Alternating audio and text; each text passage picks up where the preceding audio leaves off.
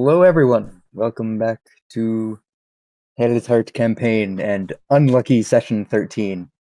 See what happens to Tinra today. Please, Elmer. Can anyone tell me where we left off last session before we begin? Lady's mind. All I remember. Yeah, That's we good. all took the potion. We all drank the special juice. We're laid down, made comfortable, and then we entered it and saw that it was like a hellscape. And it's like, oh, that's just she's a breaker of wind. So this is what happens. Yes, it is basically you're standing in a field. I had the description in the session notes up for you again. But basically you're in a narrow kind of field. There's like swirling mists hedging the area. Kind of like how a waterfall spills over a cliffside. The mist kind of pour upwards in the same direction, up and over the quote-unquote hedge of mists with occasional wisps of mist and fog kind of forming little gnarled tree branch looking things. And ahead of you in the haze was a steeple with storms and lightning flashing all around it. And if you were to turn around, there's more of that mist there. So it's like almost like a straight, narrow path. Like I don't know, let's say probably about 20 feet in width. And that's where you find yourselves at the moment, able to perceive the wind around you via visual clues. But you can't feel it or hear anything yet. You only basically whatever you brought with you, whatever feeling, sensations, sounds you brought with you, is all you can feel right now. Nothing within Thyla's mind can be sensed right now. And then you recall the dragon's words at this time, because I don't. I can almost hear him saying them. I just can't quite get there. Oh, what does he sound like? Oh, it sounds like he's half asleep half the time. Right, using that special weed that they use in those dragon parts. Exactly. Dragon weed. All right. He says, feel the breeze and let the guests fill your mind, and you will find yourself where you need to go. Dragons be like that. And it's as if he said nothing at all. Exactly.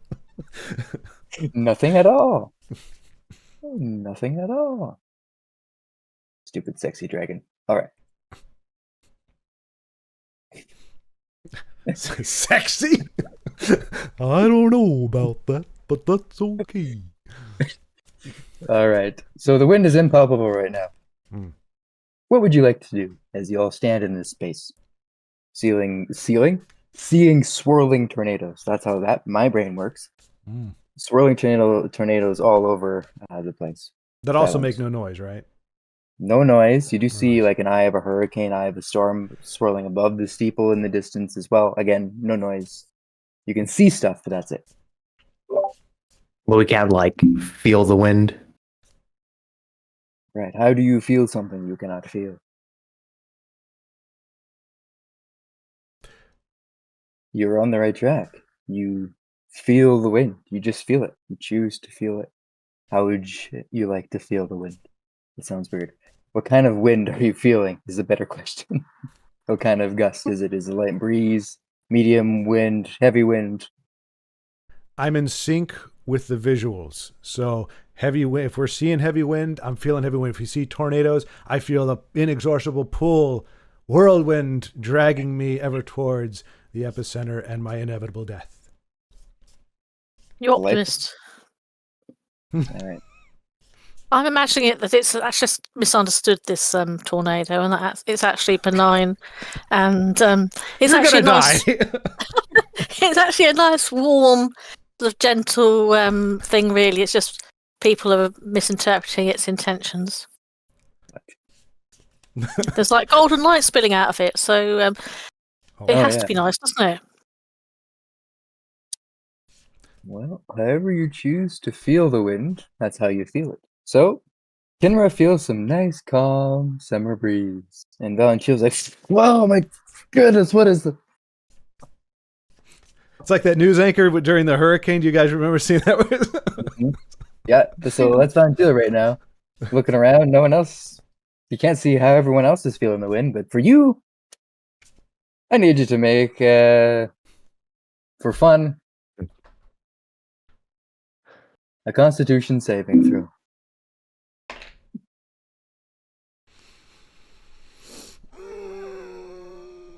That's right. Con save. 15. Yeah, good. Oh, and You're this is not dead. +1 on saves? Yeah. So that's 16. It's already included. Oh, it's already included. Okay. 15. So you're not deaf. But yeah, it's a very loud howling wind. Wind's howling. Okay. Any Witcher fans? There. So heavy breeze, calm breeze, whatever are new. How would you like to feel the wind for Don? I'm just gonna go with calm because that's insane to cheating. picture it. That's insane to picture it as a hurricane. I don't feel anything at all. It's like dead still and kind of unnerving. Oh, that works too. I'd like to point out that the cryptic directions from the dragon were to experience. We need to vibe with the weather, not pretend that it's something other than what it is. If that doesn't work out, I am going to throw myself off this grassy plain and drink something. I guess. Forgat enjoys a nice breeze. Enjoys a nice breeze. Excellent. Well, you're in this space, feeling the wind. How you're feeling the wind, and the swirling mist hedging this little laneway, essentially of verdant gray grass, almost like glass, stretches before you. How would you like to proceed now that you can actually perceive and sense this space? I can't move. I'm fighting a freaking tornado here. Skill issue. You try disbelieving it. Maybe disbelieve it, and it might just die down a bit. Can I hear them say that? Yeah, you can hear them now. Well, you might Okay. have some trouble. Huh? The wind's so loud. I'll let you flavor this how you will. If you want to be like, I am fighting against the wind to walk, if it's hard to hear, I'll leave that up to you. But mechanically, it's not supposed to do anything, but I'll leave that up to you. What did you say? We should follow the flow of the pale gray grass. I can't hear you on purpose. Why aren't you all fighting the wind? It's perfectly lovely over here, Valentina. Why don't you step out of that tornado you're sort of playing with and come and join the rest of us? What do you mean step out of the tornado? It's right there. Why aren't you experiencing the tornado? And this goes on.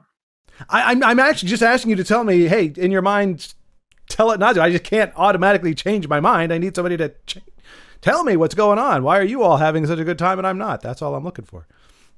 Well, why don't you try, there's always stillness in the heart of a storm, isn't there? Why don't you imagine the stillness and see if that helps? Oh, look at that. There's no wind. Ha! It works. This is great. And a tree branch hits you in the face, and you take 3 points of slashing damage. I'm kidding. Son of... All right. But So- yeah, that's what I was thinking. Maybe following like the flow of the grass in the wind or something. So much like the winds of Freisvelger, that I'm pronouncing incorrectly at this time. Freisvelger, there we go. The winds from the celestial hawk that are guiding Tinra towards wherever she needs to go. Similar winds guide you forward. The mists turning on the side of this narrow field start to whip up as you get close. And you may interact with the mist if you wish, or you may continue on a straight path, but you continue on forward. I'm wondering if our obviously our own imaginations are affecting the environment. Is it worth? I'm just going to imagine if there are any people. Try and imagine up some people who might be able to point us in the right direction and see if any people arrive to give us some pointers. So try as you might. The only thing you can whip up is whatever sensations are in this space. Can't conjure up people, animals, anything like that. There seems to be a dearth of living things here, from animals to people. You can only feel the wind and the storms and the coolness or the warmth of the air at this time. Luckily, it's not raining. Nope.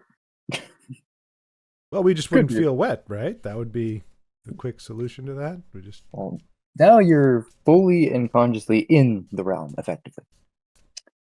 So whatever happens in this realm is what you will experience, as if you were really there. Well, oh no, but you're saying the wind though. The wind is doing all this stuff, but we're not. We can choose not to experience the wind. So would that work for precipitation as well? just the wind. Just the wind. Oh, okay, okay. So wind specific. I thought it was the interaction in general. Okay, okay. Yep, just the wind. So continue forward, heading towards the steeple in the distance, guided by the wind. And after about 5 minutes of walking, a voice rattles out with the urgency of a lightning strike. Who dares enter the storm? Which one of you wants to be Dorothy? No. Who? I just think we should answer friends. We've come to help you. Well, who's got the best charisma? I always forget who's got the best charisma can't for be talking me. people round. Yeah, it's up to you guys. I got 16. 16 charismas. Yep. What? Well, okay, that would explain why there's no why you never hit anything with fire. That's more You've got than me, way too much charisma. My intelligence is 19 though. So you might be able to combine that to outwit whoever this person is, or at least persuade them. Yeah. Or hold on. Could we tell from the voice if it's a lady's voice or whether it's someone else? I'm just interested in case there's more than one person in the landscape with her. It's a lady's voice, yes. Redan, your charisma's 13. I think you're looking at Constitution, but that's okay. Oh yeah, I did look at Constitution. In that case, his intelligence is taking a hit right now too. Oh yeah, your intelligence is now 10. Oh. You were cursed with mundanism. But- All right. So yeah, it's basically you say it's us, but you don't hear a response back. Just there's a presence out here. The voice is the voice just spoke once and hasn't spoken again. So, but can we sense a presence, or is it just literally the voice was anything that made us aware there was a consciousness? Yes, you definitely feel like there is a presence throughout this whole space. Yeah, that's awkward. This is the subconscious of Thiola, so she is almost everywhere.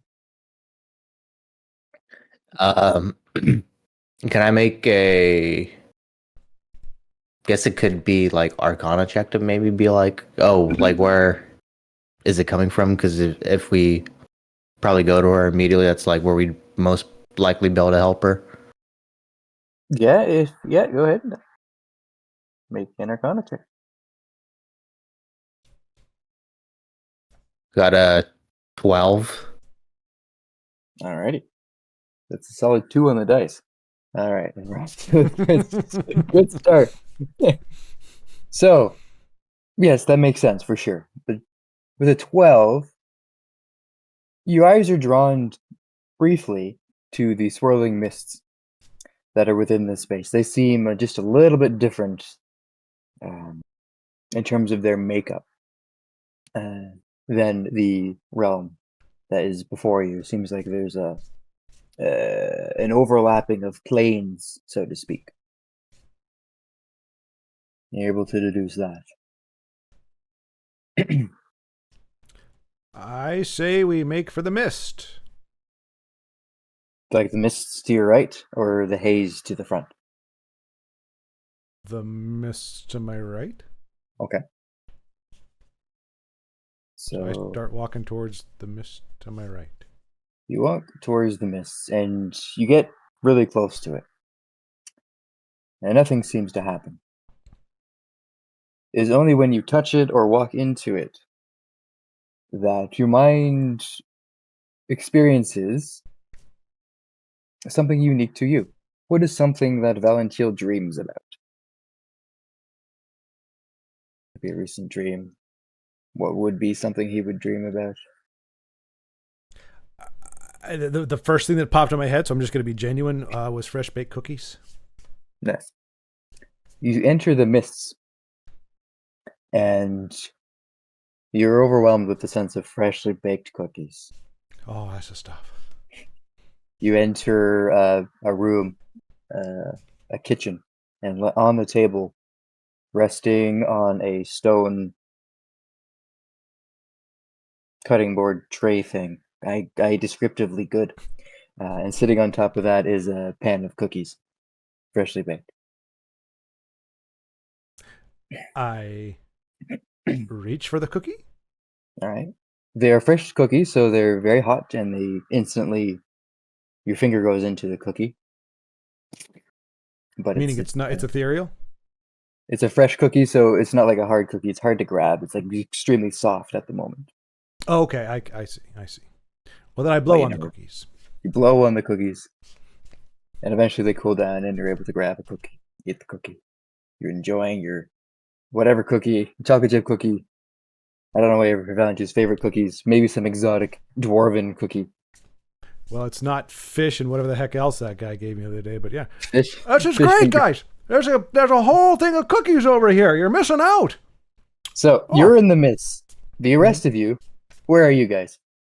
I think once I heard Valentil say like, "Oh, there's cookies," Verdan's gonna be like, "Huh, that's interesting," and follow into the mist.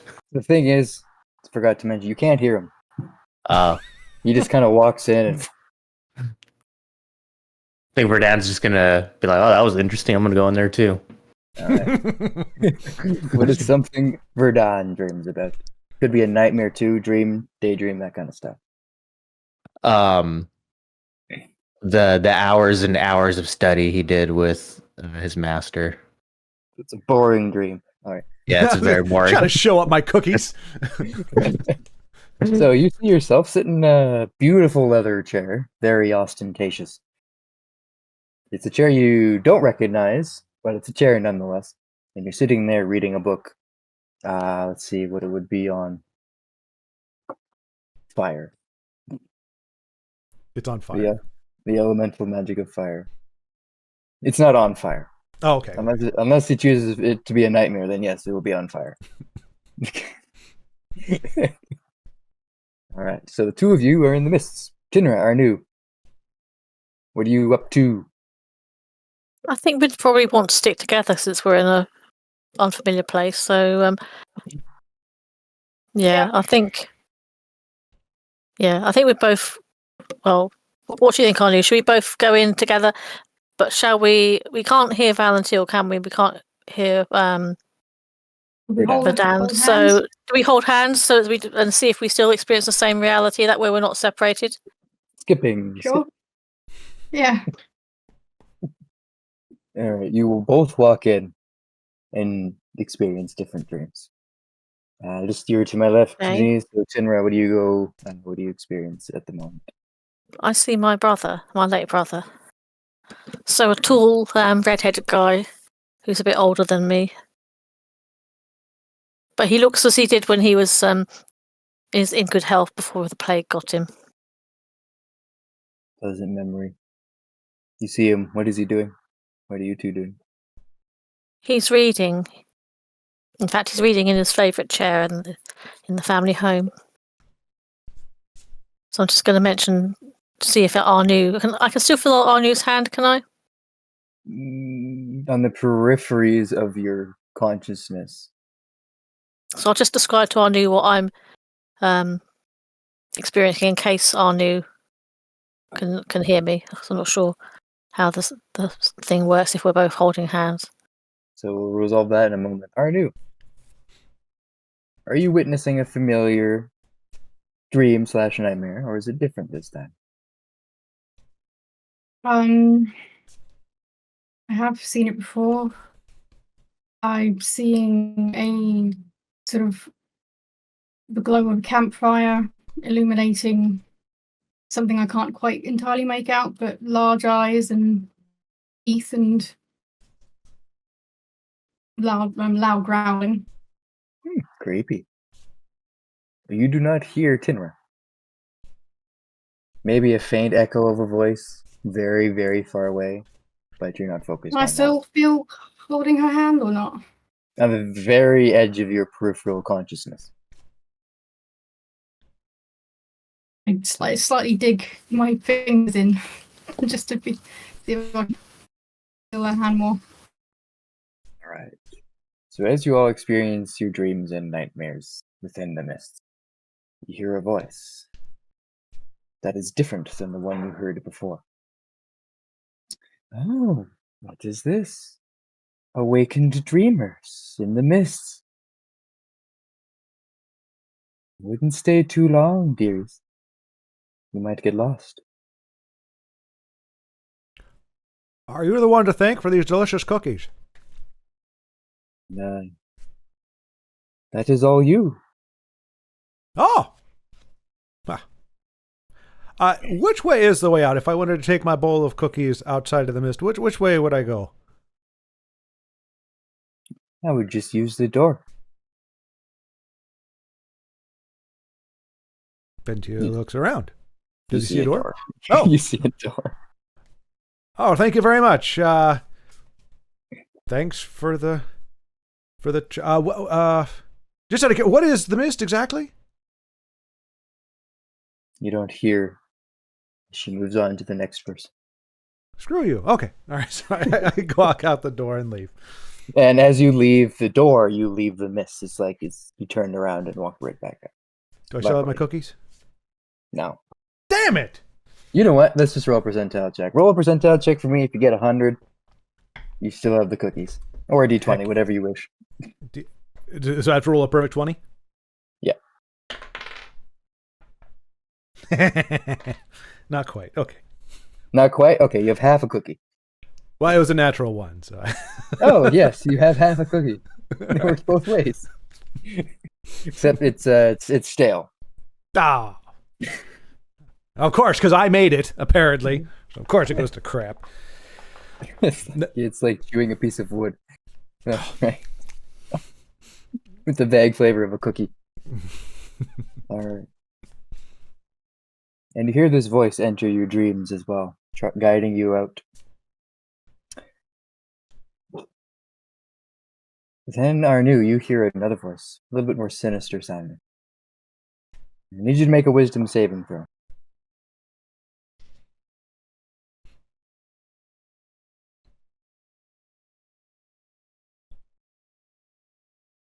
Y'all should have just gone with cookie. Cookies are quite safe. Sick. Sir? Oh, 5? Or no. Oh. Yeah, 5. Sorry, didn't see that. All right. Not There we good. go.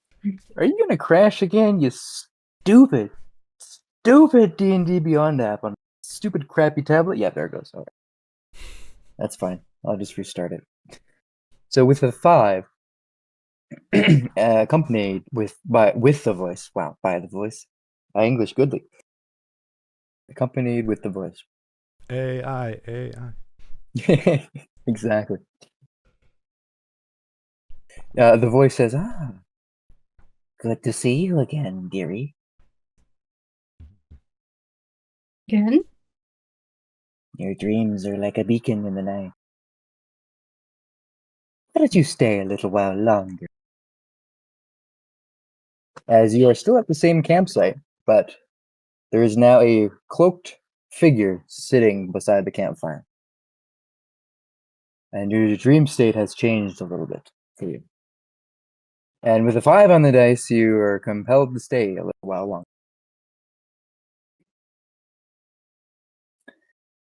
All right. Verdan, you're reading your book. You hear the voice say, "Be sure you don't get too absorbed in your studies. You don't want to stay here longer than you have to." Set the book down. Who said that? Someone who is looking out for your best interests. All right. Well, I'll go ahead and get out of here. Look around for a way out, the way Valentil did. You find a door. All right. See you later. Pop out. Alright. And you exit the mist, and Valentil is standing there, probably staring at his stale cookie in dismay, as it happened like a second later, where you exited. Alright, and Tinra, your brother is reading his book on whatever he's reading his book on. How to catch fish with a spear. 100 ways to fish. And you hear a voice. Your brother is gone, but he is always with you. But you must leave him now.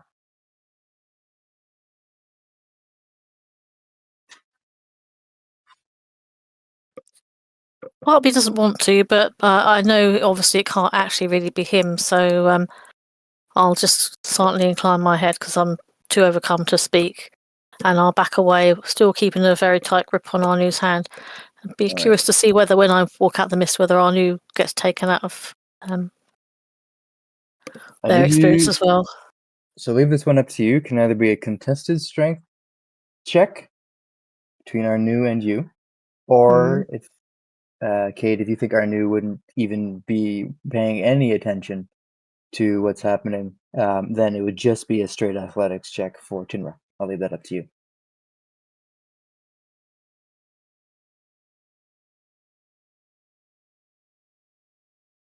Might still be paying some attention. So resisting then. So contested athletics check for the both of you. Athletics check, okay. Don't worry, it's not PvP.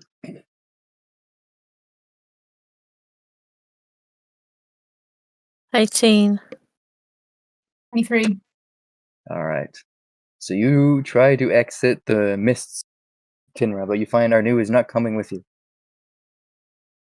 Well, I don't want to let go of her. She's like an immovable rod. So, do I feel a sensation of backward movement and I just stop so I'm on the edge of the mist but still holding on to Arnu? I don't know how far back I can go. You can't really see. The mists are very heavily obscured in their cloaking of the area. So you can't, even if you were like half a millimeter away from the outside of the mist, you still wouldn't be able to see through it. No, what I meant is I'd basically retrace my steps backwards, so I wouldn't like turn and that and just hold on to Arnu but stop when I feel the resistance for Arnu. So I'm like backing away but not letting go of Arnu. I'll back away as far as I can without letting go of Arnu, basically. Yep, you can definitely do that. So you're still pulling on the immovable object that is now Arnu. Arnu, the figure cloaked by the campfire beckons you closer. Come, have a seat. I guess I have a choice but to sit down from this point. Right, go to sit. Quite a nightmare you have here. She looks around. You catch a glimpse of the eyes in the woods, kind of prowling around the perimeter of the campfire, which is now lit. Mm-hmm. I can make all this go away.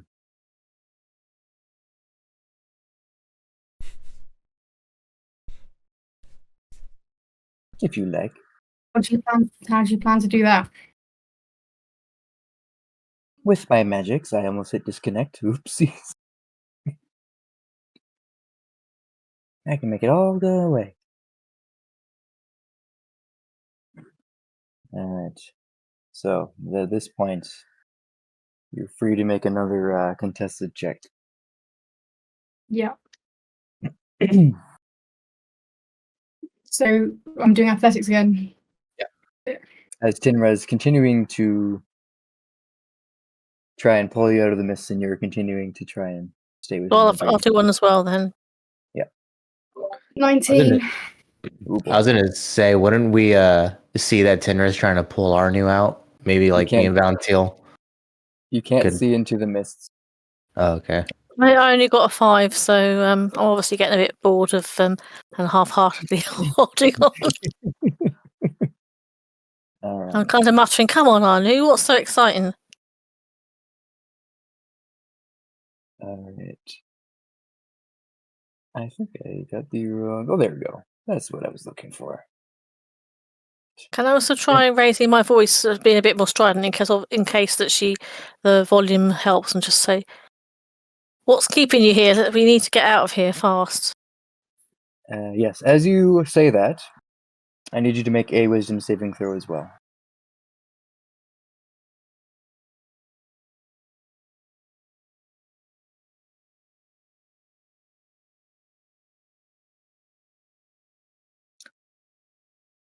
Alrighty. Dice hate me today. I'll have to root my physical ones out when we get a break. Yeah, they're still lost somewhere. Well, I've got more than one set, that's the thing, and I can't remember the safe place that I put the extra ones in. I've got about 4 or 5 different sets. I still can't and they're remember where all I've tidied them away to. I've only still got the one. I just bought a multi-pack with different colours, although they're all pretty. That was my criteria. It's not the best criteria in the world, but Hopefully And they're now that's- readable. yeah, they're somewhere safe, but the trouble is I haven't found a safe place yet. It's a good criteria, personally. Yes. Alright. Well, within this space, for the moment, you feel like you are lost. Even though you may think you're Kinra, sorry. You may feel like you're close to the edge of the mists. You all of a sudden look around and you're completely lost. Arnu. The figure says you can remove all the nightmares.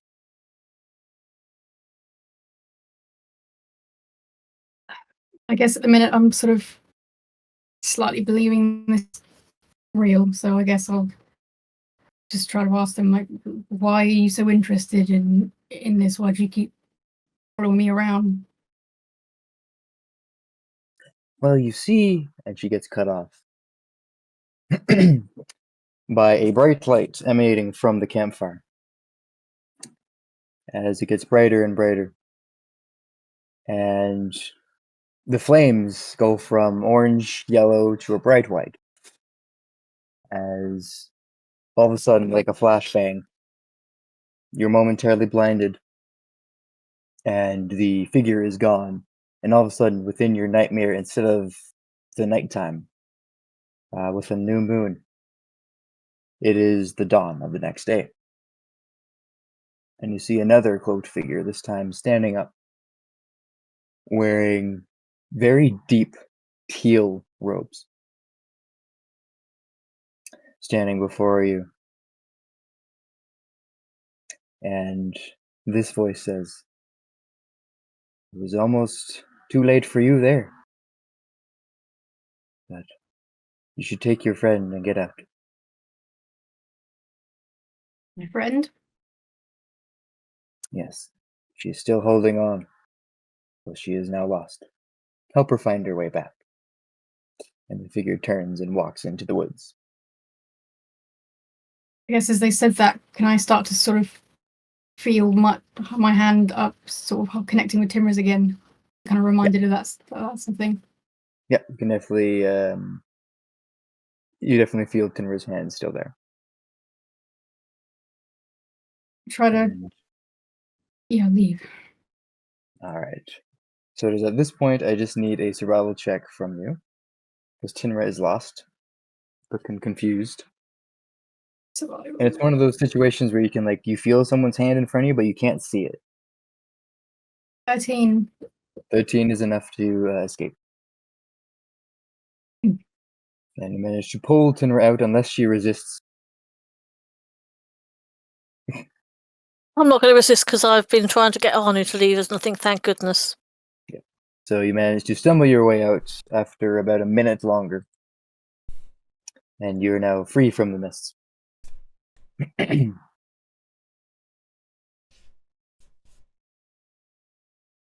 Building off of that Arcana check earlier from Verdun, you realize, maybe this is a realm of dreams within the mists. And the dream realm is crossing over Thayla's subconscious realm. Because the question is, I mean, is she aware that she's unconscious? And she's trapped in her own mind somehow. But she might not be aware that she's unconscious. It's an interesting question. Maybe we just need to find her somewhere in here. Mm-hmm. And also, how would we navigate it? Well, you said there's a structure that was in front of us, right? What was it? Not an obelisk. It was a tower or something. Steeple, yeah. Steeple. Attached to a building, yeah. Yeah, I Maybe would we imagine. could just go. Yeah. All right. Collecting yourselves. We continue on. By the way, I'm a Towards great the- cook, y'all. I'm a great cook, as it turns out. I think while we're walking, we'd exchange stories as to what we experienced as well, just so we have a. It's another clue, isn't it? Mm-hmm. Mine was boring. I was just reading a book. So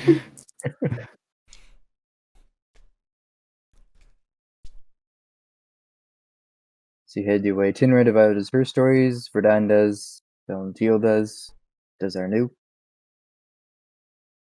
Yeah, mostly focusing on the sort of figure that turned up. Gotcha. We've sort of seen them before.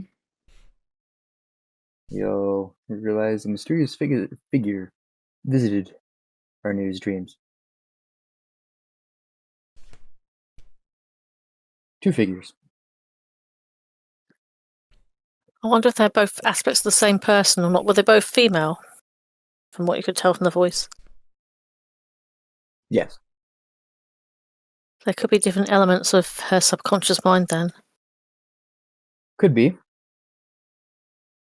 Yeah, there's no need for a check on this. It could also be because you did encounter a night hag earlier. I was gonna say, isn't she's put out by some nefarious guy? She didn't put herself under, right? It's been a while since we talked about the nature of her. Fiola didn't put herself. No. Right. Yeah, no, it was just as far as you had gathered, the result of a spell gone awry or something like that. Yeah, because she was unconscious in the field. We found her near the orb, didn't we? Yeah. Right. So Lying maybe in a not shrubbery. nefarious, but a mistake.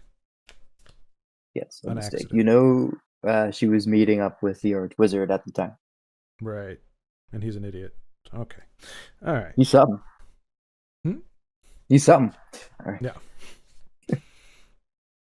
So, making your way forward with the unsettling realization that Arnu soul may have been consumed by a night hag. Whoa! How did we jump to that? You're like, well, there were night hags, right? Okay, her soul was consumed partially. Well, this is try to slide that in there. You slide that in there. Visited by a night hag. Take it all away. What was the cost? Your soul. Classic. Well, she didn't actually sit down and cooperate with them, did she?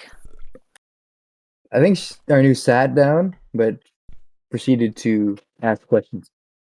Yeah, so you weren't enslaved. You were you weren't blindly trusting them. No, middle ground. Partially because they talk like this, my little pretty. Well, hopefully they're lawful evil or whatever the alignment is these days, and that means they have to get the person to kind of trick them into agreeing to having their soul taken. Yes. contracts. Mm. Set of rules for nefarious purposes. When involving fiends and devils. Alrighty. I was gonna make you roll a check to see if it was like, oh yeah, I was gonna get your soul, and I'm like, nah, you can just have that information. So that's why you know. So you make your way forward, recounting the tales of dreams of cookies and hags. And eventually you approach the steeple. You still see the churning eye of the storm above, flashing gray and purple lightning. And its doors are open to you as you approach. And it is a very dark steeple. Like a lot And of it's, the paint and the structure is just completely black. there's still no sign of anyone else around, I'm assuming. It's No one is it's like a outside. steeple on its own. There's no like village around it or anything. It's just literally a steeple on its own. Yep, just a steeple basically in the middle of the space. As you approach, you can kind of see off behind it, there's a little bit of a hill that's a bit rocky that goes up Mm. and disappears over some hill or little small cliff, mostly a hill, in terms of the way it's laid out. But other than that, there's just woods, the swirling mists, and the steeple. I'm gonna walk into the steeple, I guess. Yeah, there's not many other options, is there really? So you walk into the steeple. And in the middle of the large room in the first floor, essentially, there is a large cauldron bubbling in the middle there.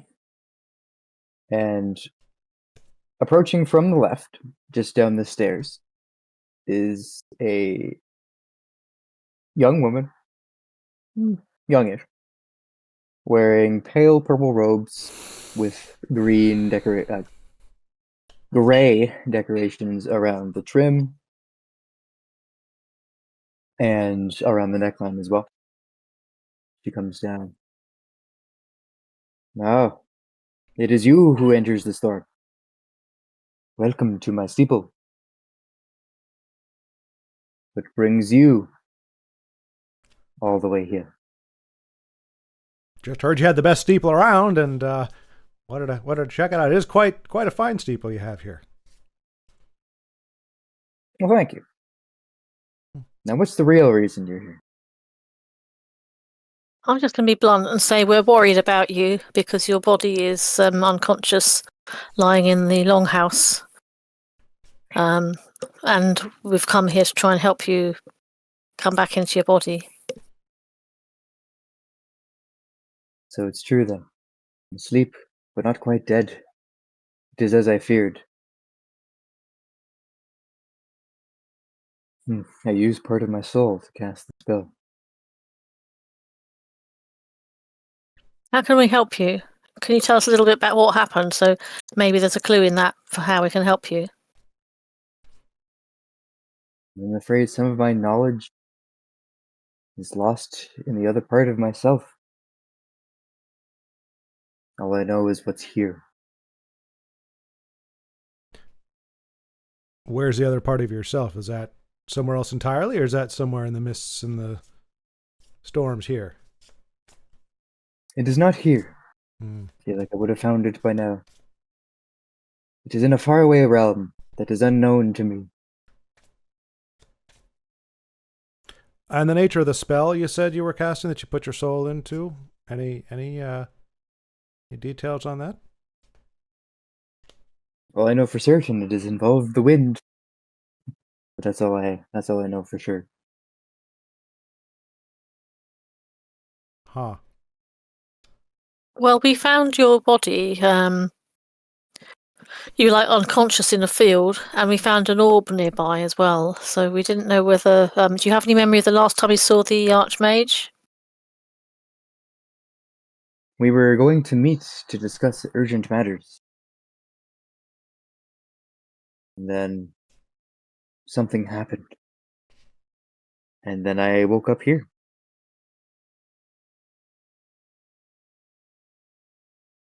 So you didn't get any glimpses to what happened to him when you were casting the spell, or where he was in relation to you when you cast the spell. I'm afraid not. All I remember is we were talking, we got into an argument, and then that's all I remember. The And what exact was the nature, argument? Yeah, what was the argument about then?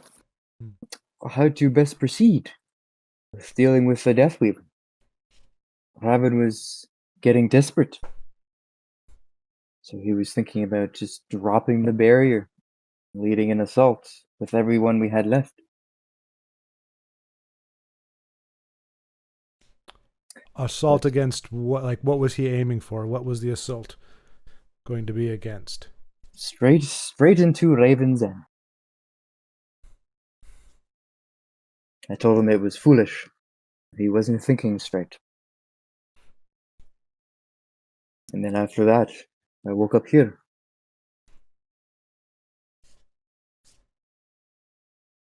Was he It was holding an orb at the time when you were having this argument? Because obviously we did find an orb near you. for sure the orb was on his person. That's how he cast his spells. But I can't remember if he was holding it or if it was in his pocket. It was I'd definitely on say, his person. do you think he put you here? That's what I was wondering. Yeah. It's possible.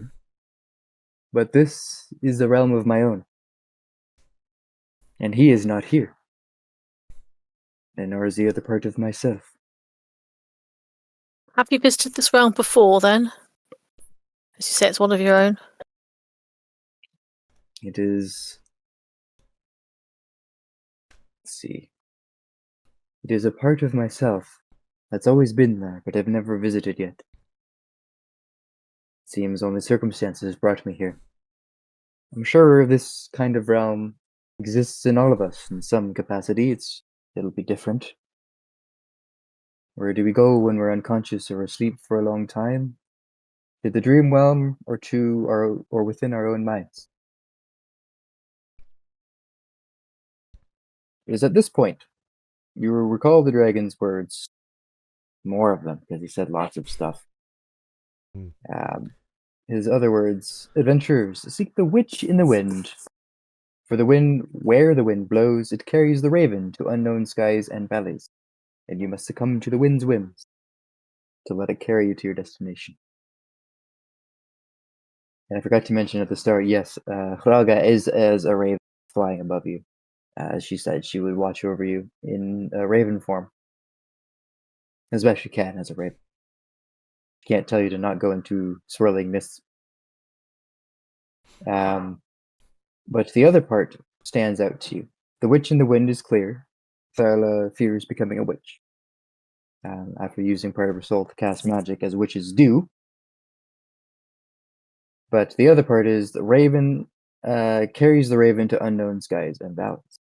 You realize, okay, maybe this realm is unknown skies and valleys. It is carrying a raven, but this realm is definitely known to Thyla. The only other realm that makes sense at this point is the realm in which the orb is That's definitely what I was unknown. thinking. Yeah, because if there's a part of her there, is there any way we can will ourselves to find the lost part of her in the orb? So, if you mention this out loud to Thyla, she says, I see. But if you keep that to yourself, she's still waiting for your response. I think I would mention it to her. Say, look, we think the arch wizard is trapped in his own orb, and we wonder if part of you is trapped in there as well. And is there a way that you'd recommend that we could maybe retrieve both and bring you back into wholeness? Because I assume once you're reunited with your lost part, you'll wake up. Well, yes, that is the theory, but this is unheard of. Someone getting trapped in their orb? The only way that could happen is with powerful magic. None of us can cast. What do you know about the art? At this It's stage. round. Very good. It's got a crack in it, so we're on a deadline to solve this before the thing explodes, and I think then the wards fall, don't they? This is alarming. But I can work with a crack. Yes. I think this could work very well. Yes. You see here this cauldron. It allows me to brew anything I wish, as long as I have the appropriate ingredients. I smell a fetch quest. Obviously. His brain. Three So- eyes of Newt. 3 eyes of Newt. If you're able to acquire 3 ingredients for me, I can make you a potion that will help you enter the orb through the crack. You must, but to acquire these ingredients, my mind's not going to make it easy on you. I'm sure you're going to have to complete trials as well. Can you not just imagine them into existence? Does it not work like that? I'm afraid it doesn't work like that. They're already here. You just need to get them. But I am confined to this steeple, this part of me, where it's safest. I would need external dreamers like you to acquire them for sleepers, dreamers, whatever you want to call yourselves. The day just got better So what then. is it? Okay. What do we need to do then? Nope. I require the 3 ingredients I require: the heart of a storm, the eye of a hurricane, and a fork of lightning. Is the fork an actual fork? Or is that more of a metaphor? Well, I'm pretty sure the heart is also a metaphor. Well, it can't be. We can't Could be either. acquire a metaphysical thing. So we're looking for an eye, a heart, and a fork. Well, we technically have all of them here. Anybody got a fork? We can just, if we can get a heart donor, eye donor, we can get this done ship shape. Are you a storm blade singer? I have been called such, although I personally, in my humility, consider it a bit of hyperbole, but I can't deny the praise and accolades that have been thrown upon me. Humble as well. Very good. Yes, and I'm very proud of that. Now you must acquire these ingredients through trials, I'm sure. It must suck for you or it doesn't work. Okay. Any idea where we can find these enigmatically described things? Well, I suggest you start going up the hill behind the steeple. It'll give you a wider view of the environment. I'm just picturing going up to the top and just seeing a fork covering and a heart and an eye. And we just go, pluck them out. Okay. All right. Okay. Anything we should know about interacting with your crazy mind thing? Any rules we should be aware of? Things we should avoid doing at all costs? Those sorts of things. My only advice for you is this: do not be afraid to take risky leaps. A leap of faith. Used to take that literally. Yeah. Yeah. I'm just picturing Tinner at this moment. Praise Omar. Yeah, praise Elmira! No, I was no, I still part of me is still thinking about my brother actually. That's why I'm a bit more jeez. subdued. Oh yeah. Yeah. We've lost her. Feel good about yourself now.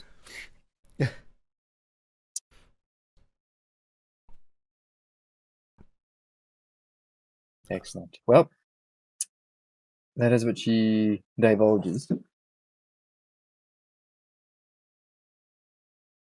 Do you have any other questions for her at this point in time? Anything in the cauldron you could whip up that would help us out initially? Health potion, perhaps? Jetpack, things like that? I don't know. What now? It's a flight device. Some angel's wings or Neptune's whatever's. I don't know. Fancy word for things that would give us more mobility. I'm afraid I do not. You have to rely on your own talents. I'm sure you have plenty of those. You see what I mean? People just can't help lavish praise on me. All right. Okay, well, I say we go for the high hills then. Why? Yeah. I'm gonna figure out something in the background. It's not I working. suppose what my main question would be, and I'm not necessarily saying it to her, I was just wondering to myself, is how, if we're meant to get into the orb to get her missing part, but we're not allowed to leave her brain until we've actually. I mean, the orb isn't in her brain, so it would have to come out of her brain in order to get the orb and go in there and get her missing part. But I thought we weren't meant to be leaving her brain until we'd brought her back, so I'm not quite sure how the two align, really. Yeah, the orb's not here, so the part of herself that is here will stay here. That's okay. And the part of her that is trapped in the orb, once freed, it's going to be interesting to see how that looks like. You would be unsure how that would work. But you can make an Arcana check if you wish.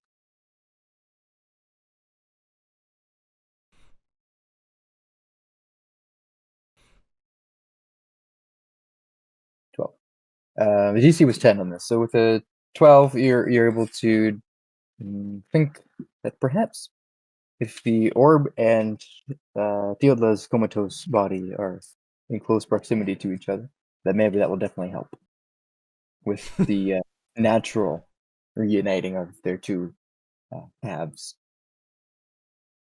I can't remember where we put the orb. I thought we had it in a safe place, but I can't remember where we put it. I believe it's still in the longhouse, resting on a pillow in the same room in which you are all now. On the table. If I remember correctly, it's still there. It's not in the wizard's tower. That's the egg. Right. All these round objects. Mm. So it's like, I mean, I wouldn't say a classic. I appreciate those. So we went in thinking we had one mission, and really our mission is to get the information we need to make the mission happen elsewhere. So we're not going to achieve our initial objective as the stakes have changed, but we're going to do something that enables us to. Yes, use the least. Yeah, you'll have a way to actually enter the orb because that was a very difficult hurdle to overcome at the time. Are we going to shrink down really teeny tiny and jump through the crack? We'll see. All right. Okay. All right. So you exit the.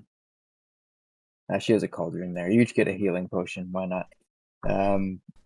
You can all add a healing potion and to your inventory. If you already have one, it's labeled Earthshine. You can just add an extra one there. Use stat block, and then you proceed up the hill once everyone's squared away with that.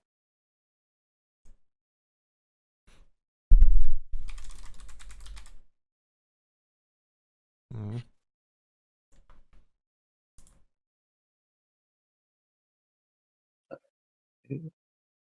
If everyone's good, just little boom zoop. What I mean in terms of having added it, or No, I was trying to having add the thing, but I can't see one on my sheet from before. I thought you said you had one already. I can't see one in inventory. All right. Well, we'll remember them. You can add them during the break. It's unlikely you'll need them unless you decide to do something silly, but we should be fine. How long have we been playing this game? Not even a year. Oh, I did have that there. Good. Excellent. All right. I'll add that later. It's okay. Don't worry about it. Proceed up the rocky cliff. It's a narrow, single path leading up just over the ridge. You can see just ahead of you is a ravine. And in the distance, Across the ravine, it's about 40 feet, 40-foot chasm. Looking down, you see there's just bubbling green liquid resting at the bottom of the ravine. Not even that far down, only about 30 feet deep. In the distance across the ravine, across the chasm, is the tree with some type of ornament hanging from it. And the rocks that are swirling around this space, for the mists have kind of dissipated, and instead there is pale gray cyclones kind of swirling around the area. And the rocks that are lifted up by the wind in the area have kind of formed vague shapes of arrows pointing towards the tree.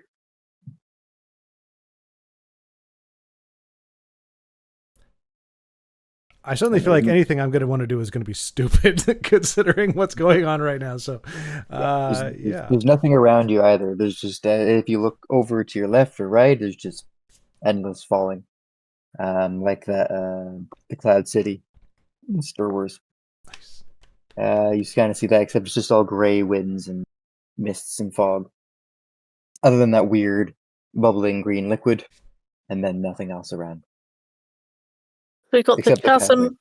We've got the chasm with the bubbling green liquid about 30 feet down, and then we've got on the other side of the chasm a tree with some arrows pointing towards the tree. And are they like stationary in the air as if they're being held, or?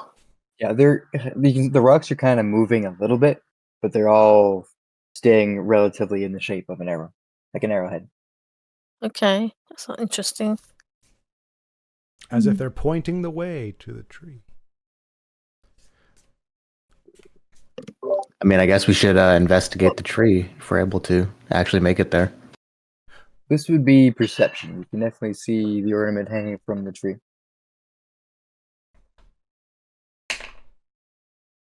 The hell? All right, well, I don't see squat. 17. Right. Just anyone who else wishes to take a check as well. Arnu with 27. Nice. The dice definitely hate me today. I got an 8. That's right. I had a 2. So, Oh, that makes me feel a bit better. Thank you. There you go. so with a 27, you see that the ornament hanging from this particular tree, decorated with small raven's feathers, is a dream catcher. That's not on our scavenger hunt list. Who gives a crap about a dream catcher? Might help Arnu with bad dreams, though, mightn't it? Because they catch bad dreams after all. True.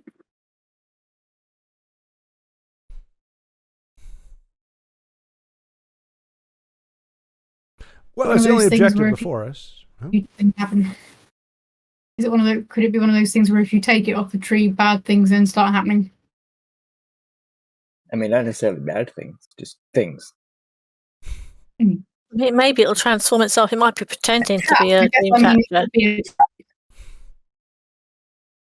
It might be a fork masquerading as a dream catcher. You don't know till we get closer. A classic illusion. Forks are always masquerading as dream catchers. We all know this. Don't you know? All right. So here's the thing. I have feather fall, so if we want to just cinch a rope around my waist, we can go ahead with the whole leap of faith thing. And if it doesn't work, I fall slightly and y'all just pull me back. Otherwise, I walk across and y'all come with me and we grab that dream catcher and make things happen. Bada bing, bada boom. What's that spell say? Feather fall? Yeah. How fast do you descend? I think it's about how slowly you descend rather than it's not the same as fly. No. That's what that's what I was saying. I had to have a rope. I'm not going to fall like a stone.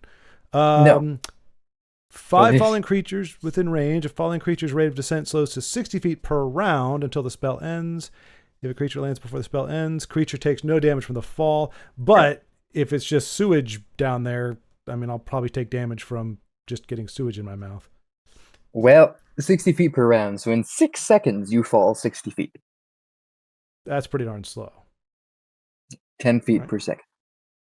I thought it was only a 30-foot drop from Yeah, to it's the a 30-foot water. drop. Yeah. It's still slower than if I was free falling, I think. I don't know what Yeah. terminal velocity is. Yeah, Not that I could reach Definitely it be. anyway. So I mean, it's Well, not going yeah. to be pleasant, but so basically how it works, unfortunately, is you will jump only as far as you can jump, Mhm. which is like your strength score or something like that. No one knows the jump rules. You wouldn't be able to jump necessarily far, maybe at max like 10 feet, 15 feet. oh no, I'm thinking then- Indiana Jones style, where I just start walking. I see. You know how his leap of faith was just stepping out over the chasm. That's what I was thinking. Right. I'm 3 feet tall. I'm not gonna toss a dwarf. All right. You're welcome to give it a try. Read, dumb idea. Think again. But basically, as soon as you step, you'll start falling 60 feet per round. Okay, Yeah, so there we it's go. not This is not a leap of faith. It's not levitate or fly, unfortunately. No, I know. I just didn't want it to be like I'm just falling like a brick, and they're having Yeah. to try to cinch me up, and I rip my body in half. It was more like Yeah. like a parachute descent is what I imagine it as, because parachutes don't land you nice either. But Yeah, anywho, it's like that, but yeah, you won't get across. right. It would work as you think it would work. It would work just as well. You would fall slowly. You would get half a foot away from the bubbling green liquid, and then you get pulled back up. Yeah, right. Okay, there we go. Unless- That's all I was. Yeah. Okay. Unless the knot sucked, and then you just fall. Right, what? Unless the knot Unless the knot tying was sucked, right. terrible. Yeah. Okay. One idea. You're destroying the dream catcher. What's So the how other wide idea? was the chasm again? Because obviously it's 30 feet down, but how wide was it? I can remember I think it was 40 feet. big a leap it was. 40 feet. Yeah. Okay. Well, Not good. all right. So can someone shoot the Dreamcatcher from here? I'm not suggesting anybody with fire particularly, because we know they'd probably just hit the damn tree and blow everything up. But somebody with a projectile of some kind. I don't know that I don't think I do. I mean, Firebolt has a range of 120 feet.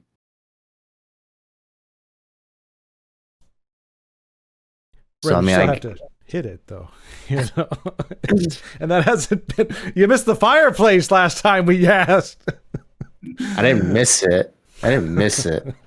Something bad just happened. I mean, I Verdan could give it a shot. Literally. Fire it up. Sorry, Kate, you're muted.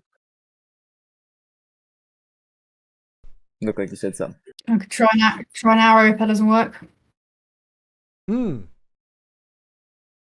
we want to start with an arrow? It's less Might be better. intimidating. They're easy to waste. All right. All right, you go to reach into your quiver for an arrow, and you find that there are none. Like that concentrate really hard and try to imagine some into existence. Well, that dream mist is close by. Oh, right. Dream about arrows. Just don't eat them. Okay, don't 100% want to go back there, but fine. I can go in if you want. I'll come with you and hold your hand again, just so that and stay on the periphery. So you just have to reach in, and I can hopefully drag you out. Okay, we'll try that. Think really hard. So you stick your head and your hand in to the mist, and go ahead and make me an investigation check. As you imagine up these arrows, looking for arrows at that same campsite. At that same campsite, you were at before. You find one arrow. Okay, well, one arrow is all I need, so let's do this. DC was 10, but it's too hilarious. Okay, let's give this a try then. Give her a shot. Aiming right for the One single arrow. um, You pick up an elven arrow from that campsite. Ravenflight short bow. With a 10, you just hit. Oh, that's good. So what happened? You shoot the arrow at the dream catcher. The tree sprouts green leaves. I'll just describe them as I was going to say you don't know exactly what tree it is, but it's an ash tree. It sprouts ash tree leaves. And the arrows, the rock arrows, form a little bridge out of stone as they all reform into a little rock bridge. Yay! That sounds good to me. I almost hear the Zelda. Da-na-na-na. Exactly. Right. Well, there we I go. guess we start going across. You Again, after you, my friend. start walking across. Everything's fine. Not until you step on a weak stone, your foot goes through, like in Shrek with Donkey. Cripes, Oh. what's going on? Don't look down. Don't look Stupid down. rocks. But you make it across without issue. And you get to the other side. And reaching the edge of, just past the tree, there is a cliff. Just in front of you, there is a swirling large vortex. Cyclone, or tornado. That doesn't make any sound, and you don't feel any of the wind. Eye of the Storm or Heart of the Hurricane's probably in there. Mm-hmm. Yep. It's normally still at the very centre, though, isn't it? So that should help us. So I've got a fresh idea. I use Featherfall, and y'all tie a rope around me, and if I fall too far, you just pull me back up. Just thought of that just now. And you do recall the dragon's words at this time. More of them, because he said a lot. You must succumb to the wind's whims. Let it carry you to your destination. So we're gonna have to toilet bowl this.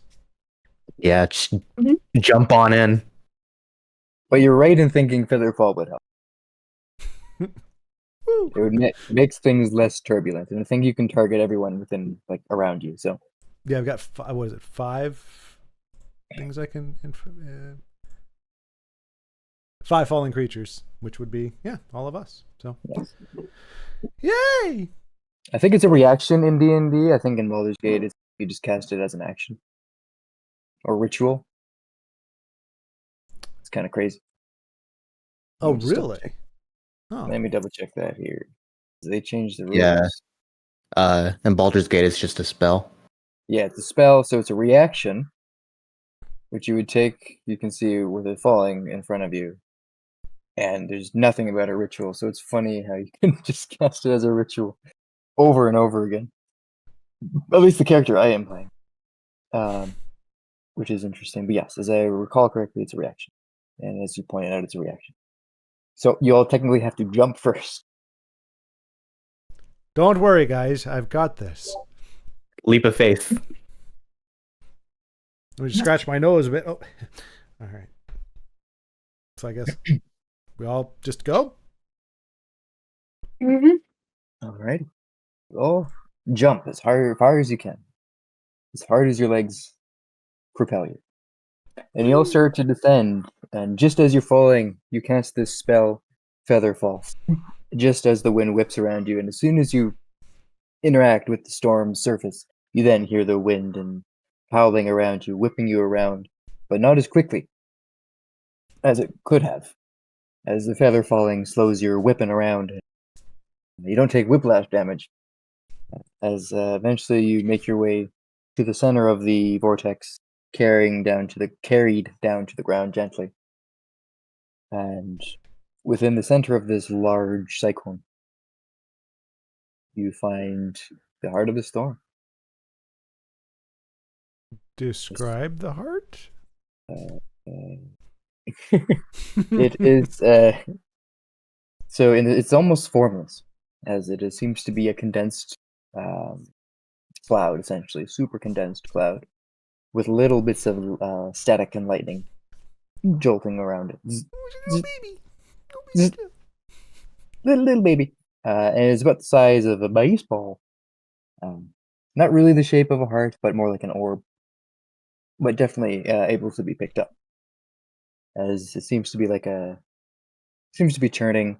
With it's almost like the that device that was used in Lord of the Rings with the Eye of Sauron, where Saruman was using it Oh, the to Palantir? spy. Yes. Yeah. When it's not in use, it's like a whole bunch of energy swirling around. It's like that, except they're all gray with the little lightning strikes, and there's no glass dome over the surface. It's just all cloud. All right. So anybody have a grounding wire? It's going to be very important for what we're about to do next. I don't know, Valentil. You're the lightning guy, right? I think you can handle this. Oh crap! That is me, isn't it? Aren't it? Yeah. Oh, who doesn't want a little baby storm in their pocket? Sure. We might have to do a Guardians where we all link hands as I grab the ball of electric and disperse its charge through all of us. But maybe Oh, not. wait. We don't have a bag of holding, do we? That we could just shove it in. Well, I've got my little pocket dimension, but there's already a house in there. There's a house in there, yeah. It's a bit difficult. Yeah, that's a pity. We should have left the house at home before we came in, shouldn't we? Armed. Was that? It's the eye of the storm. It should be relatively calm, shouldn't it? So, fingers crossed. Yeah, sure. Yeah, well, I'll give it a shot. Heart. Yeah, this is the heart of the storm. Oh, heart, right, yeah. Well, screw it. Mm. I'm just going to lay my hand on it and take it from where it's sitting. And I've got a health potion. You pick it up and you're just holding it. Aha! The power of the feel- universe in the palm of my hand. You can feel the energies. Kind of like if you get any type of electric treatment, static treatment, for physiotherapy or anything like that. Electrotherapy. That's probably what the term is. It kind of feels like that, but nothing more. Nothing more. Not gonna lie, guys, this is tearing me apart, but I'm managing to hold it together through sheer force of will. Don't anybody touch it. This would be too much for you all to handle. I'm going to stick this somewhere now in Ooh. the dryer sheet. Yeah, you got it. You got it. Don't worry. I'm not gonna grab it. I mean, somebody else has to grab the eye, by the way. Can I put it in my bag? Is that Yep. legit? Okay, there we go. You have your satchel with you or whatever. Your backpacks didn't come with you. But you have all your other stuff. Okay. Forgot to mention that. It's just what you brought with you in your equipment. I should know. Our new suddenly had no no arrows. Yeah. I didn't know. Yeah. All right, cool. So yeah, we got the heart. Now we Except the arrows. Huh? Except the arrows, yes. Right. Okay. Well, so does that mean does the storm dissipate now that we have its heart, or is it still going? Yep, so when you picked up the heart, the storm dissipated and the wind and fog clears, and you're now standing in a pasture. So basically a farmland. And there are bulls everywhere. I guess that's 1 out of 3. Yeah, I guess we try to look for the next one. So this farmhouse is standing, resting next to a fjord. And the pastures that are in front of you kind of are a very shallow hill coming from the direction of the house, the farmhouse. In the distance, you see some mountains, kind of like what's going on behind me here in the distance, and then the fjord is creeping up towards the beach, which is blackened with black sand and ground up shale and stone and that kind of stuff. New Jersey. New Jersey. Except there are clouds in the sky. It is a sunny day. But off to the far side, past the mountains, as it opens up, you can see that the ocean is there in the distance. And close to this farmhouse, you see a longship resting at the dock. Seems that this farmhouse is more of a longhouse. Single standing longhouse. And you're standing in the pasture of bulls. Step carefully, y'all. There's nothing but cow patties as far as the eye can see, and that stench will stay with you, trust me.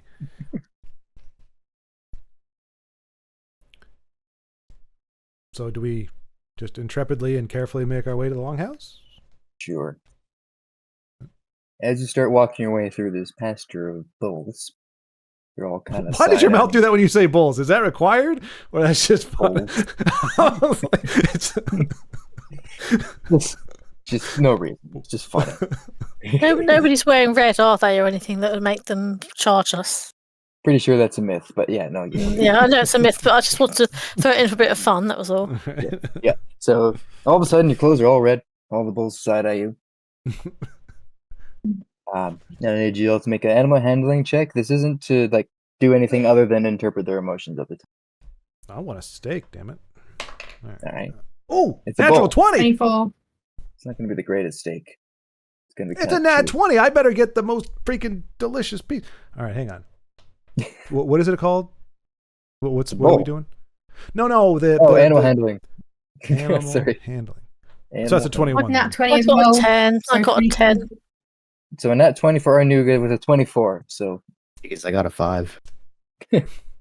I'm glad somebody did worse than me, thank you. so our new and Valentine, you're able to see while most of these bulls are kind of doing this kind of thing at you. Mhm. There is one that is more aggressively doing this at you, and he's one of the bigger ones, and he's kind of coming up towards you as you see the other ones kind of back. But that's about it. It's kind of standing off watching you. The stakes are high. Looks like this fella has some beef with us. It would behoove us to. Wait, did I just make him rage quit? I disconnected. Yes, it would behoove you. I'm just trying to think. Do we I move care? along quickly. To move along Right. quickly. So we, Yeah, keep it No. moving, keep it moving. So you keep a fair distance from the bulls. The bigger one. As you kind of scoot around some other bulls. And I say with the two nat 20s, you're able to not require any further checks to try and calm the bull down. And you make your way to the Longhouse farmhouse. The long farmhouse. Ha! And you make your way there. Where you see basically a lot of the folks bearing resemblance and likeness to the folks you've seen around Ravenhorn. Those that remain, at least.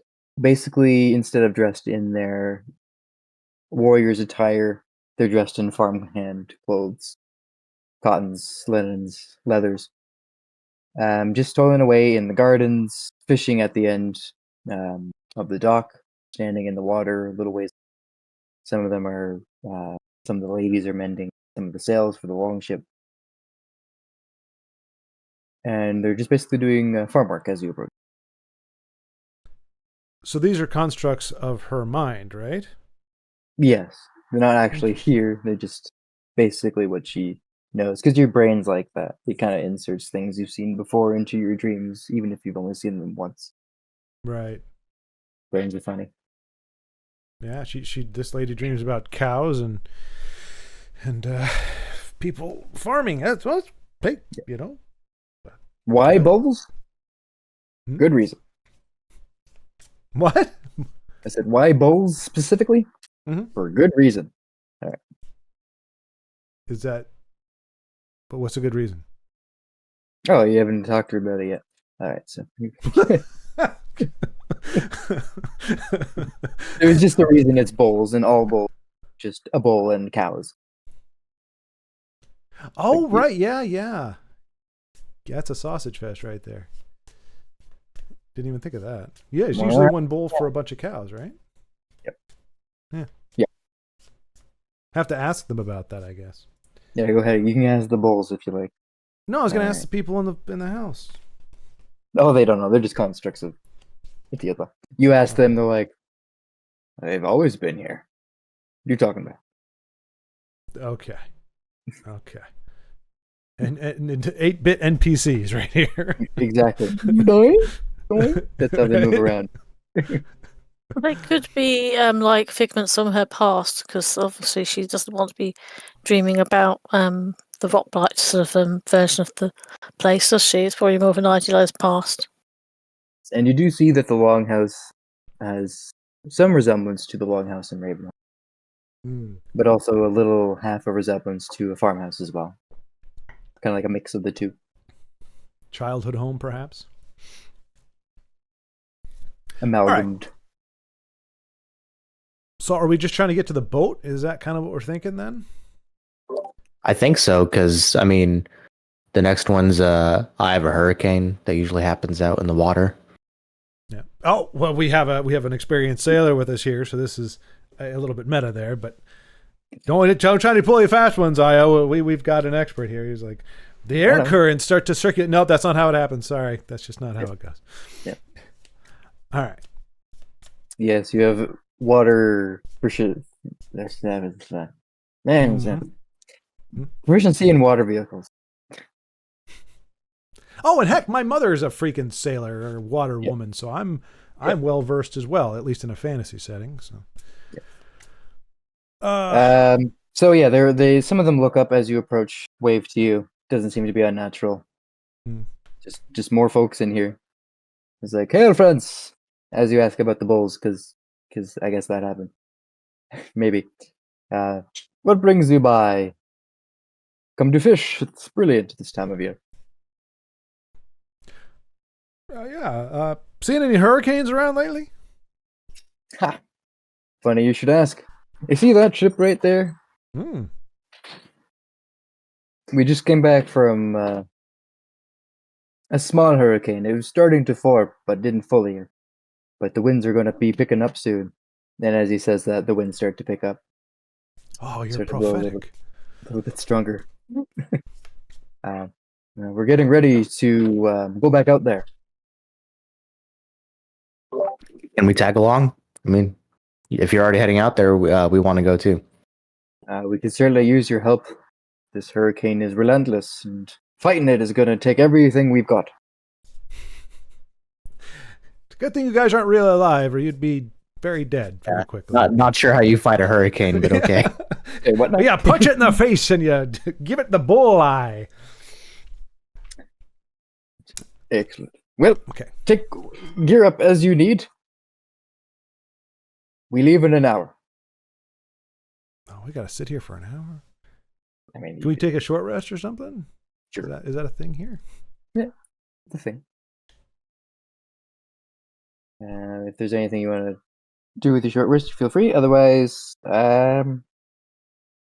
they've completely fixed the sail and repair the hull and the mast. Retie the knots in the ropes.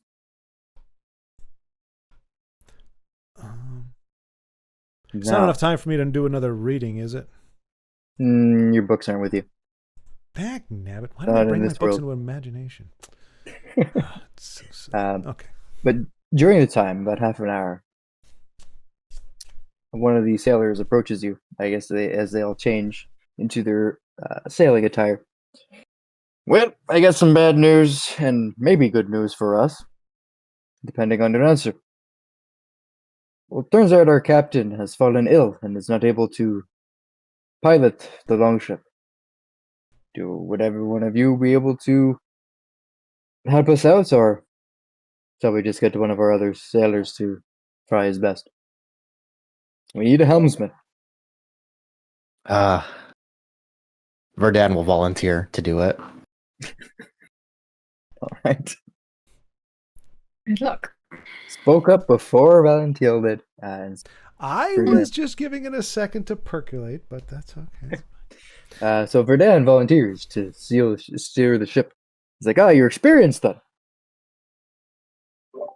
Yeah, but I'm also terrified of drowning, so That Make a deception check with disadvantage.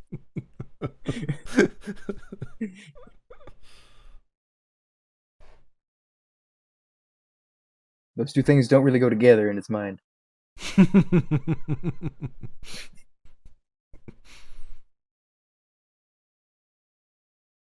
All right.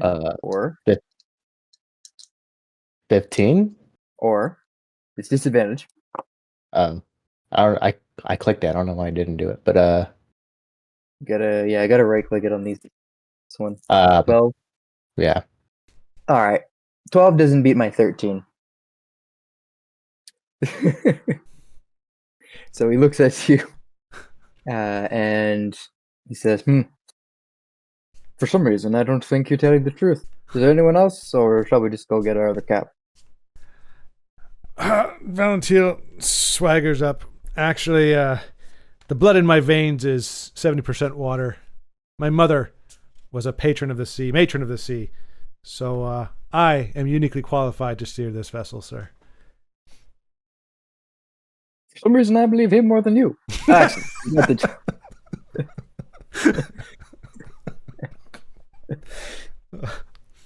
All right.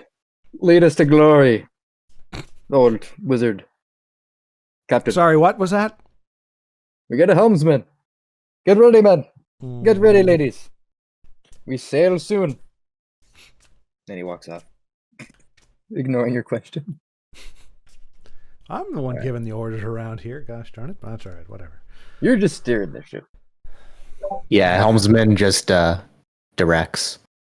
See, this is the problem. We have somebody who is fictionally an expert and somebody who's really an expert. Yeah. So my expertise is needed in a fictional universe, but I have no idea what I'm doing. So all I know is there's a jib. We're gonna jib some stuff. Like some real world. Great.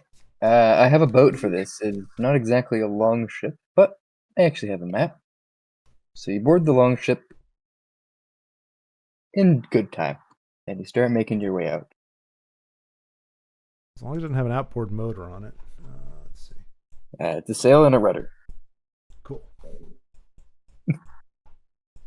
So when everyone can see the map, just let me know. Mm-hmm. Yeah. Oh, there's a hole in the boat. My guess is that's the mast. At the very front? Nah. Yep. That looks like where a sail would be. This is more of a dinghy, but that's fine. Let's place all you lovely people on the boat. Players. Tinra. There we go. Everyone else is on the boat. You can position yourselves as you need be. The rudder would technically be back here. There's no... There you go. And you place yourselves how you'd like. I'll go with like up the bow to be sort of lookout. Great. Let's hope none of you are seasick. I got the port side. Nice. Actually, that is a good question. Do you think how many of you would have ridden a ship? I don't think that's the right English, but whatever. Probably not. No, probably not. All right. Yeah. So anyone who realistically thinks they would not have ever been on a ship can make a Constitution check, just a regular Constitution check, to see if you get seasick or not. It's not going to really do anything mechanically, a whole lot. Nice. 22. Yeah. So you feel perfectly fine. 10. 10 is fine. 19 is fine. All right. I knew at the front of the ship you feel just a little bit of the queasy rush from as it lurches forward, but you're like thinking it's fine. You don't start to throw up your hardtack or your fishing gruel, whatever you had for breakfast. Helps to stare at the horizon. There's lots of hardtack on this ship. It's what sailors love. Oh, yeah. Keeps forever if you do it right. All right. So you start sailing out the long ship out of the fjord into the open sea. As the winds start to pick up, I would require. Let's see. It is a check It would almost be strength based because you're trying to navigate the ship through the storm. But you could also argue it's intelligence as well for navigation, but it's more of a physical thing. So Depending I on my would role. say it's I think Verdan would probably use intelligence to try to like guide whoever's steering to navigate a certain way through like the waves and the wind. actually, Vincent, maybe you could answer the question. Yeah. Mechanically speaking, guiding through and around the winds more intelligence based, or guiding through the winds would be more strength based, like physical. Is it a mix of both? It would be because if there's heavy winds, that's gonna affect the swells and Yeah. stuff like that. Projecting pieces, yeah. So, based on your expert opinion, what would be the more prominent feature, the physical or the mental navigation part? It would kind of affect both because there's Yeah. a certain way that you can go into waves to kind of make it easier. So like one person could be calling out like the best way to navigate into it, while someone else would actually like have to have the strength to, fight against that. Yeah. Because that's what I was saying. There's no way, like, I'm sure there's rules somewhere for it, but I don't feel like looking them up at the moment. So we're going to just use intelligence navigating through the waves. Yay! And if Verdan is helping you navigate where he thinks the swells will be coming from based on the wave height, you can roll with advantage. So it's an intelligence check, but you're proficient in water vehicles, so you add your proficiency to it. So for you, it would probably end up being the same as an Arcana, probably. Or you can just roll a d20 and add 7 to it. Yeah, I rolled a 19. My intelligence is 8. Is that? Intelligence is 8. Yeah, I don't know if that's saving throw. Because, yeah, that's saving throw, which you get an additional 1 from your Cloak of Protection. So that doesn't factor into this particular check. Okay, so it's it'd only plus- 7. Yeah, it'd be plus 7. Okay, so 26. Yeah.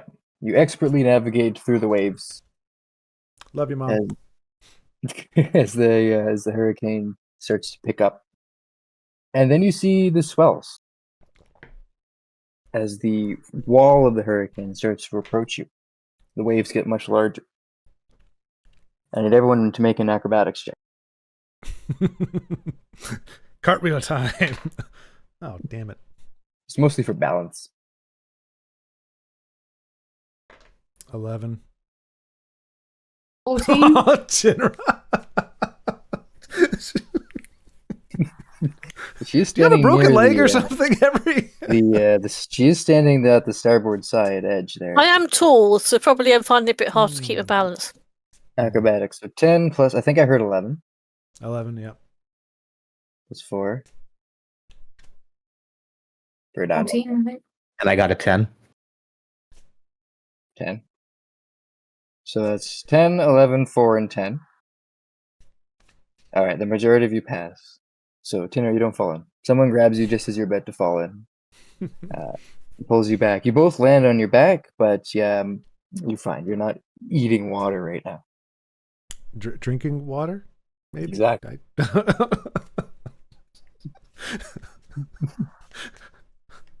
Oh, this is getting weird. Yep. You drink food here, don't you know? I do. So, as you start to approach the hurricane, you start to see the vague shape of wings on the backdrop of the wall of the hurricane as the lightning starts to flash a little bit. And one of the sailors shouts, "Here he comes! Brace yourselves! Grab the harpoons!" As Wings. the wings, What colour are of- they? they are, just pull the step up here, they are going to be gray and blue in their color, and wreathed with lightning, water, and clouds. the mist, water vapor, as the wings fully take shape into a very large bird. Just going to use this guy here for the size of it as it approaches. Let's see, from this side. It is not a rock, it is a water storm elemental. Let me pull up the stat block. Use Storm the rock. elemental, but it's just in the shape of a bird. It's in the shape of a bird, specifically a giant eagle. It's a harpy or I'm a fool. And it doesn't have that many hit points, don't worry. You probably can't see that. It doesn't have as many hit points as a rock. As a rock? That is this creature here. I'm just using its token for the size of this elemental. Dude. Hmm. There we go. So that is the size of the storm elemental there. It's quite large. It's just a token, but it is about twice the size of the ship. Put two ships side by side, and that is the size of this elemental as it starts to emerge from the hurricane wall, breaking through the shroud of cloud. And it starts to descend upon you, and we all need to roll initiative.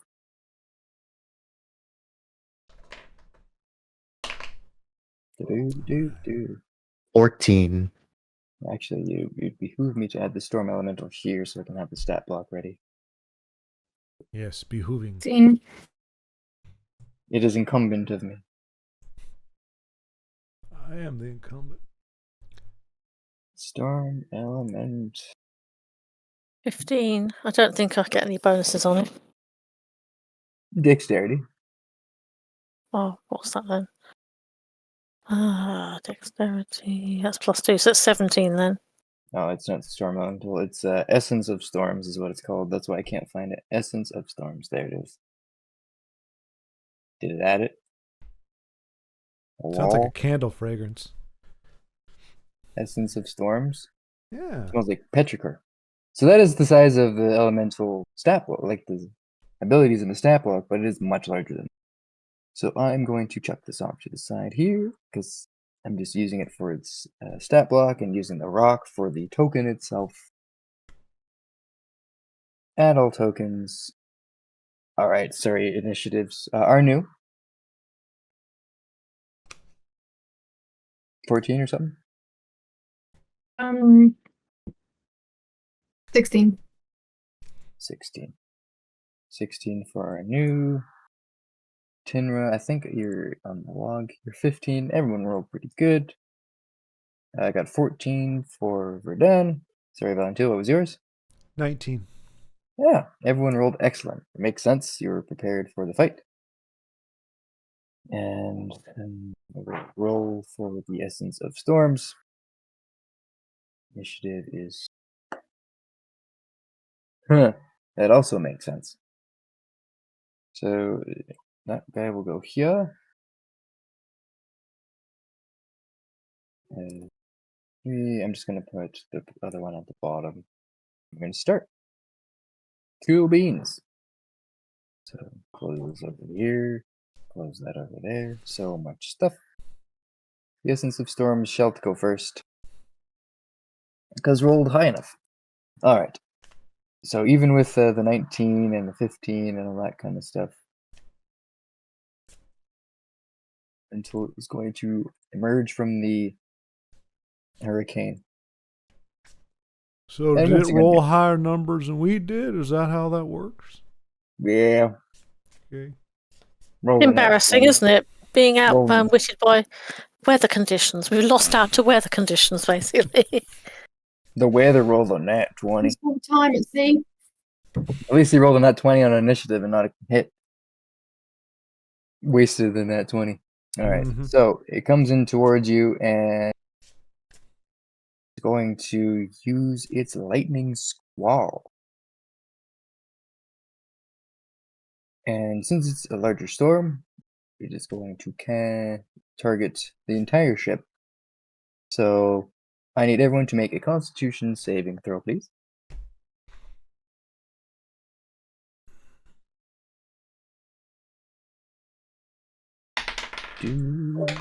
Eight.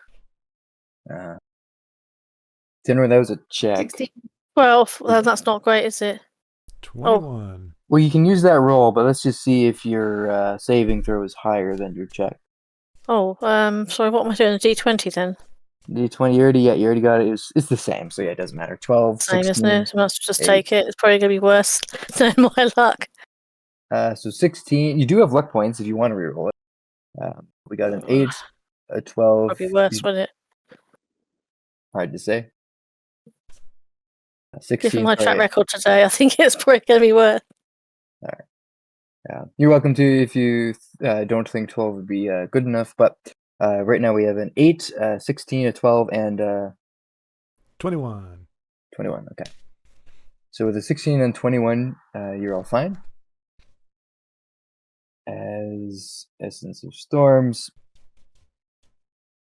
Squall, fail save, you're going to take some damage here.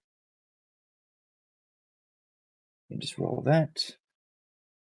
So on a failed save, you're going to take 35 points of lightning damage. Good gravy. 35? 35. Who's taking that? Anyone who failed the save. Oh, what the?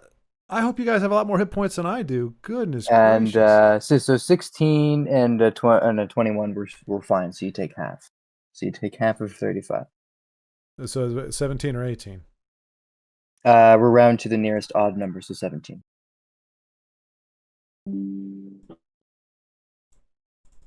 It's a lot of 6s and 4s in there.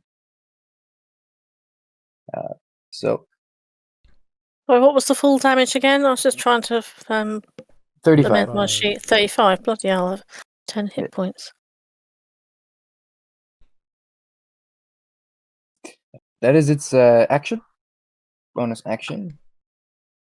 Flare of the choice. And what? Themself. Okay, I had to read that for a sec. Yeah, they're gonna choose themself. Creature.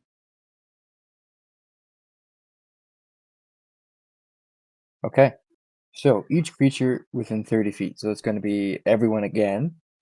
Strength saving throw. Please and thanks. What's this another action it's got then? This is so the first one was a lightning strike. As lightning strikes all around you. This one is a swirling vortex, rising whirlwind. It says. Dirty 20. Oh, thank God. Got an 18. Strength saving 13 will just fail. 18 will succeed. Arnu. And Valentia. Dirty 20. Dirty 20. I did hear that. I just also didn't hear that. You're eating too much water. Yeah. Selective hearing. Yeah, with a 20, it's a save, but yeah, 20 is good. So you're not lifted in the air. Only Tinra, suspended in the air, 10 feet off the ground, restrained by the Lucky wind. me. Restrained by the wind.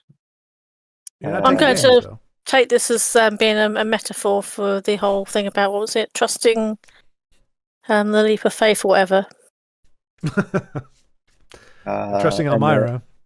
Yeah, and the elemental basically used all its movement to get here, does all that, and then stops. It's still flying forward, but right now it's right where it is on the map there, approaching the long ship. Oh, the ship takes damage too. I should see how much. Oh, yippee. The ship got hit with lightning. Hit points, hit points, hit points. Ooh! It does have hit points. It is probably resistant to damage threshold 15. I have no idea what the heck that means. I'll have to look that up later. Lads and going to ladies, it's been a pleasure serving with you, but it looks like this is our watery grave. So 35. All right. So we'll just leave that for the moment. We'll say, just for now, because I don't know what damage threshold means, I'm going to say it takes 15 points of damage off of whatever damage it takes. And Isn't if I'm wrong, I was gonna say, isn't threshold like how much? Like if it does less than that, then it doesn't take any damage or could something be like that. because that's a lot of damage. So it's probably going to take the full amount. I'll look that up as we proceed to the next turns, because that is a new rule. Moi. And Tinra, you're up next. Well, I'm going to do a healing spell on myself since I'm on 10 hit points. I think that's probably the best thing to do. So I'll just take one off my sheet.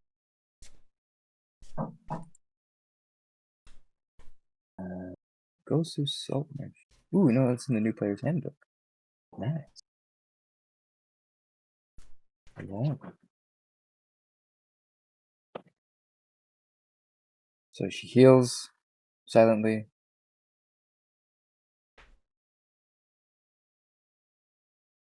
Gear. Anything else you want to do in your turn? D8 Move plus somewhere? 7, isn't it? D8 plus 7. Well, I can't move when I'm up in the air, can I? 2d8 plus So, 7. what was Yeah, it? your Oh, was it strength. But you 2d8 can, plus 7? All right, okay, I thought it was 1. if it's first level, we're using the new one. 2d8. I was using first level. First level, yeah, 2d8. Okay, so that's so it's 2d8 and then plus 7. Okay, so clear that one. So that was 5. Come on, be a bit better.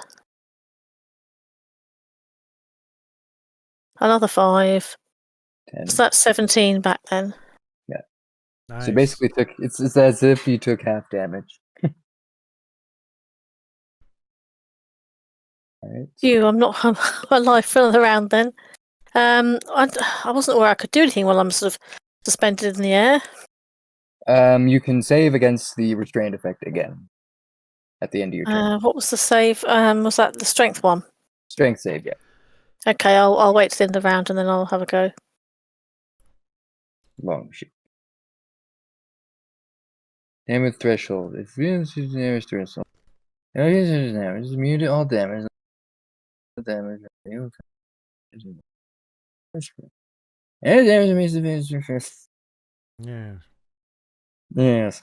Alright. Yes, Yeah. Damage threshold. Okay, so it takes the full damage. Cool. That's good. What was your strength save? Tinra, at the end of your turn, you can reroll. Oh, I was waiting till the end of the round. Oh, okay, I'll do one now. End of turn, yes, not end of round. 21, that should do it. Yeah, you managed to struggle free from the whirlwind that is holding you up in the air. And I read that wrong. Valentino, it's technically your turn.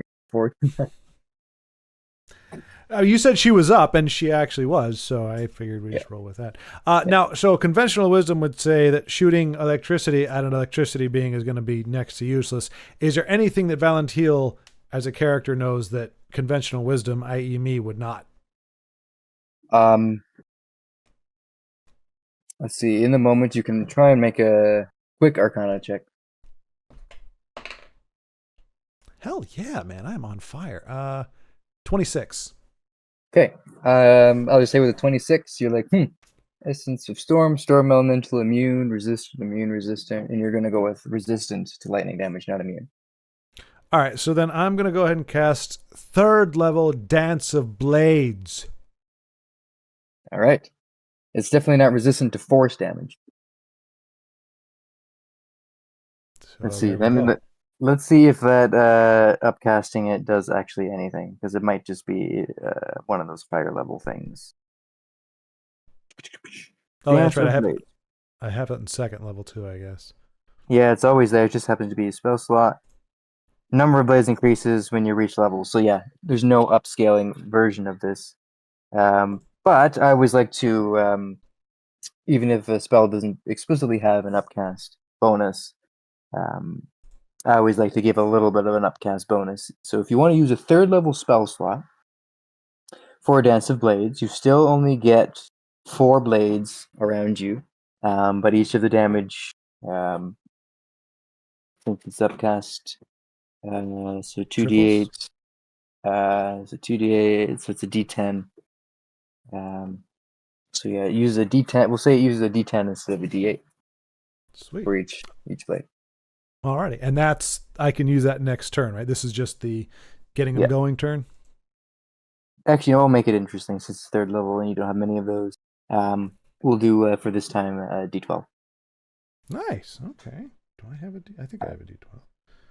It's the mini d20. Yep. Yeah, it's the cool. Yep. All right. So I got that set aside.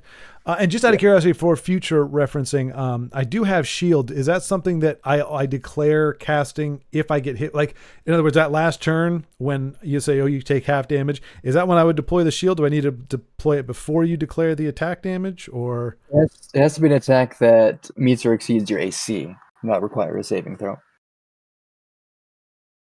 So this was a saving throw versus an attack against your armor class, and shield only works because it boosts your armor class. Okay, gotcha. Okay. All right, so it wouldn't have worked anyway. Okay, so yeah, I think that's really all I can do. Nice. Yeah, so I'm just gonna keep hold of the till. Alrighty. Is that what that's called? Stern. The stern of the ship. Well, I mean the actual thingy. I know the rudder's down there, but what do you call the? It's the tiller. Tiller. There you go. I was like, till is that's a cash register for tiller. Yeah, there we go. Yeah. Hands on the tiller. Good. Navigating through the storm still. Great. I also jumped over Andy's turn. I'm great today. Fantastic. Ernie, it's your turn. You're at the front of the ship. This feels a bit ridiculous given that it's a giant sort of storm, but do I... In my back... You find all your arrows there. Seems you have changed zones. Okay, well, I will cast Zephyr Strike and then try and hit it with an arrow. Does it say melee attack or just attack?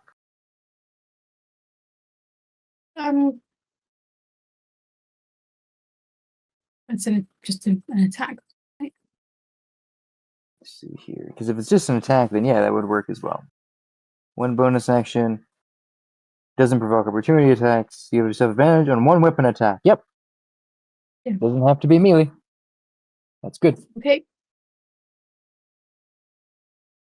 So yeah, roll with 16. advantage twice because I think it's one attack on one weapon attack. Okay, so if you have the attack action, if you make 2 attacks, it's still only one of those attacks. 16. So 16. Doo-doo-doo. Yep, that will hit.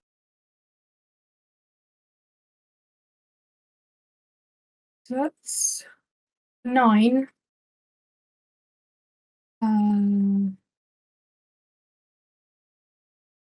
What is it called? 9 piercing. Plus the extra one is 1. So just 10 for that. It's always underwhelming. I think you have Colossal Slayer or whatever it's called. Has it been So hit it's not already? Yeah, so it's not a weapon, but I'll allow you to reroll that 1 on that force damage if you like. 6. That's better. It's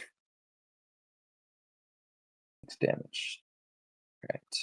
Yeah, it is not resistant to that damage or that damage. Righty. Nice. So that is your bonus action, your action to attack. I think you have actions. You have 2 attacks per attack action, so you can make another attack normally. Level 5! Yes, okay. Another arrow then, I guess. Oh no. 9. I'm gonna go right in the water. Your arrow goes right through the more wispy part of the feathers. Strikes a seagull, struggling against the wind. Oh! That's still a pretty good shot then. Collateral damage at sea. Alrighty. I see that. Alright, so we remove Arnu, would you like to stay there or move somewhere else? Not a whole lot to hold on to here. I might just stay where I am. Bravely at the front of the ship. Seems stable enough. Redan. Hold on, front both sides. Okay. Would drinking that potion be a bonus action? If you so in the new rules, all potions are bonus actions now. However, I always like to rule that if you spend your action drinking the potion, you get the full heal amount. No, Otherwise, you roll for it. yeah, I'll use my bonus action. What die is it? I believe it's 2d4 plus 2. 2d4. Let me see. Yep, 2d4 plus 2. Healing. Potion of healing. Hi, sweetheart. Hi, love. I can't spell healing. There we go. Fat fingers hit a G. So 7 plus 2, so 9. Okay. That's Yeah. Just make sure I get now. it right. Potion of healing. 2d4 plus 2. Yes. Okay, good. I'm not as much on the brink of death now. Nice. It's bonus okay. action. Yeah. I'm gonna move a little forward, and I'm going to third level cast Scorching Ray. Nice. It's a 4 beams. Roll 4 attack rolls. If you want, yeah, you can either do it separately or you can roll the d20s at once and then see what they rolled in the log and then fire to that. All right, I'll just roll 3 more. 9 will not hit, unfortunately. So we got a 12 plus stuff will hit 4 plus how much is your hit modifier? 4 is 7. 7 will not. 4. Well, it'd be 4 plus 7. Yeah, I was thinking 11 won't hit. So yeah, 2 of those hit. Okay.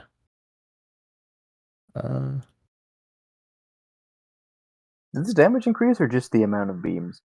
Just the amount of beams. Okay. Yeah, so 2 of them hit. So first one's a 7 and a 10. That's pretty good. You take out the storm. It's looking a little bit. Its form is looking a little bit more formless, a little bit more wispy. It's losing parts of itself. All right, and I'm good there. I hope I don't get hit by another one of those. All right. So top of the round. It is the storm elemental's turn. It continues flying in this direction. Get my ruler out here. 30 or 60, so it gets to about here. So it will move there in a turn. So mark it right at that little dot there is how far it will get to. All right. So, nice speed. Okay. There you go. You don't want it? Well, I got nothing for you. There. So it is going to, as it flies by, gonna unleash a cone of wind.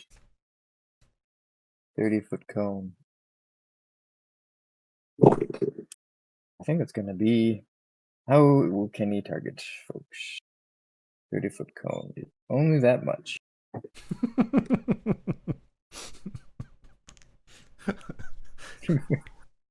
Tinder's getting the business. Yeah. You're getting bullied. Oh no, so am I. It's kind of like at an angle. Let's see. It flies. Valentil, don't worry. It's just, you can gloat now. I'm sure once the rest of us are unconscious on the ground, you'll have its undivided attention. I'm not gloating. I just think it's preposterous that every single time there's an attack, you're at the center of it. That's all. Jeez. All right. So, 30-foot cone of wind. Each creature in this cone makes a strength save that includes Tinra and Verdun. Said strength save. Strength saving throw. 12. The 12 will not succeed. Really? And that one, Poor. God's sake. That's ridiculous, isn't it? like I said, you do have I've luck actually got points. decent strength as well, haven't I? It's like 16 strength. How the hell does Oh. that happen? You just did a check. It's a save. Yeah. Did I? Oh, thank goodness for that. So you can use a luck point to 20 re-roll then, is that if it? you wish. If you want to use a luck point to re-roll that, you can. Well, it can't. You would like to think it couldn't be much worse, wouldn't you?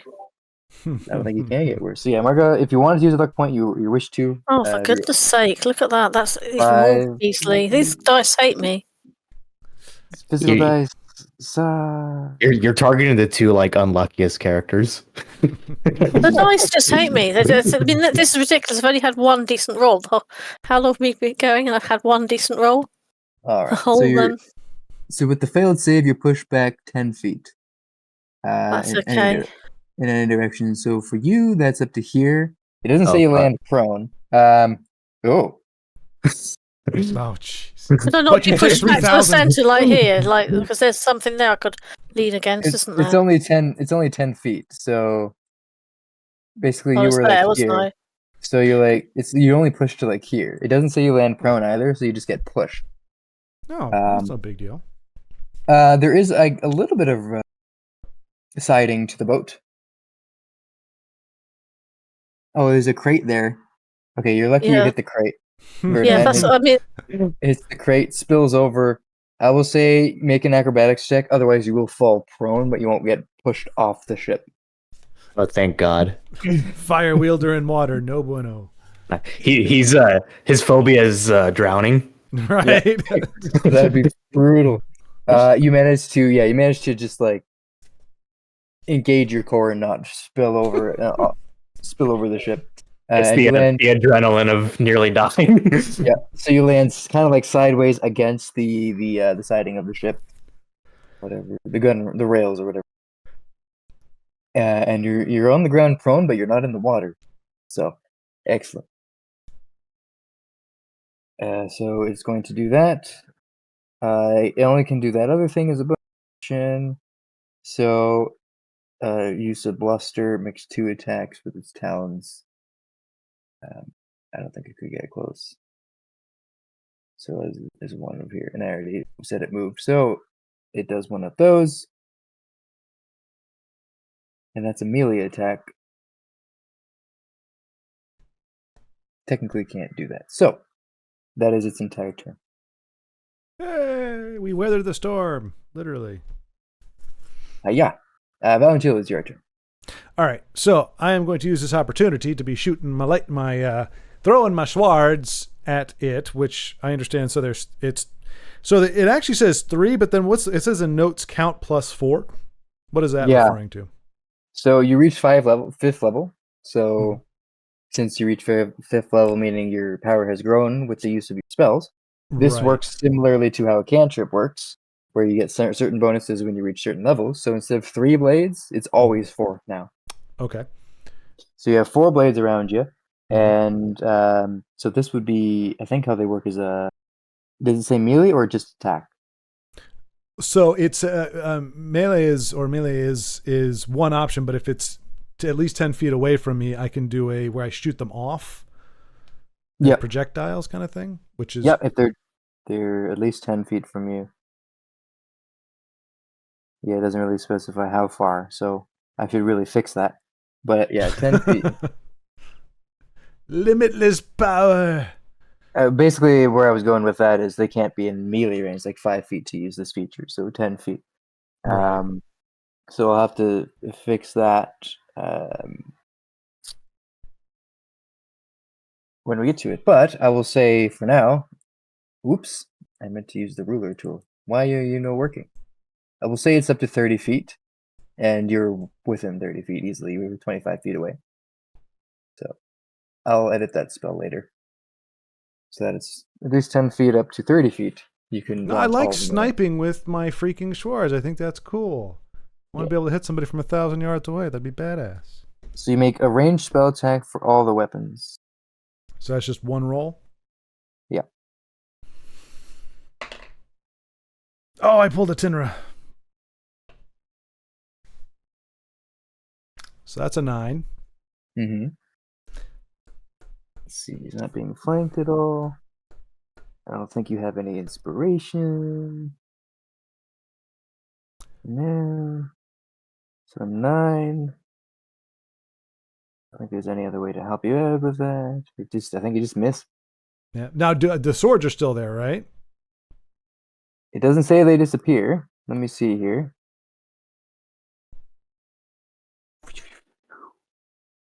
Really gotta. 10 fewer expelled blades. On a hit, they deal force damage. It doesn't say they dissipated. So, yeah, sure. We'll say they. I'll have to make a rule about how that happens. So, let's see. If you want, you can say if you miss an attack, one of them disappears in return when they return to you. So instead of 4, you get 3. How's that sound? Okay. Alright. I mean, the spell. I mean, I think the fact that it has an entire turn of just ramping up is kind of a. It's kind of a big, like, that's the only reason why I thought it wouldn't, like the other ones. Like, if I could just cast a bolt and I miss, that's one thing. But it's like, I spend a whole turn be able to do nothing other than to get the spell to go, to get the stuff in place. And then if you lose it, you've essentially just lost 2 turns and a spell slot on one bad roll. That just seems a little steep, but.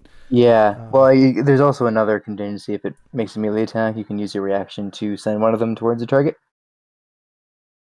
That is also... But he's not close enough for that. No, he's not. He didn't attack you with a melee attack. Yeah. So yeah, I'll add that rule later. So when you miss, they come back, but you lose 1. So you have 3 of that. Alrighty. So basically, it becomes better as you reach higher levels with that. Because if you miss and you lose 1, you still have 3.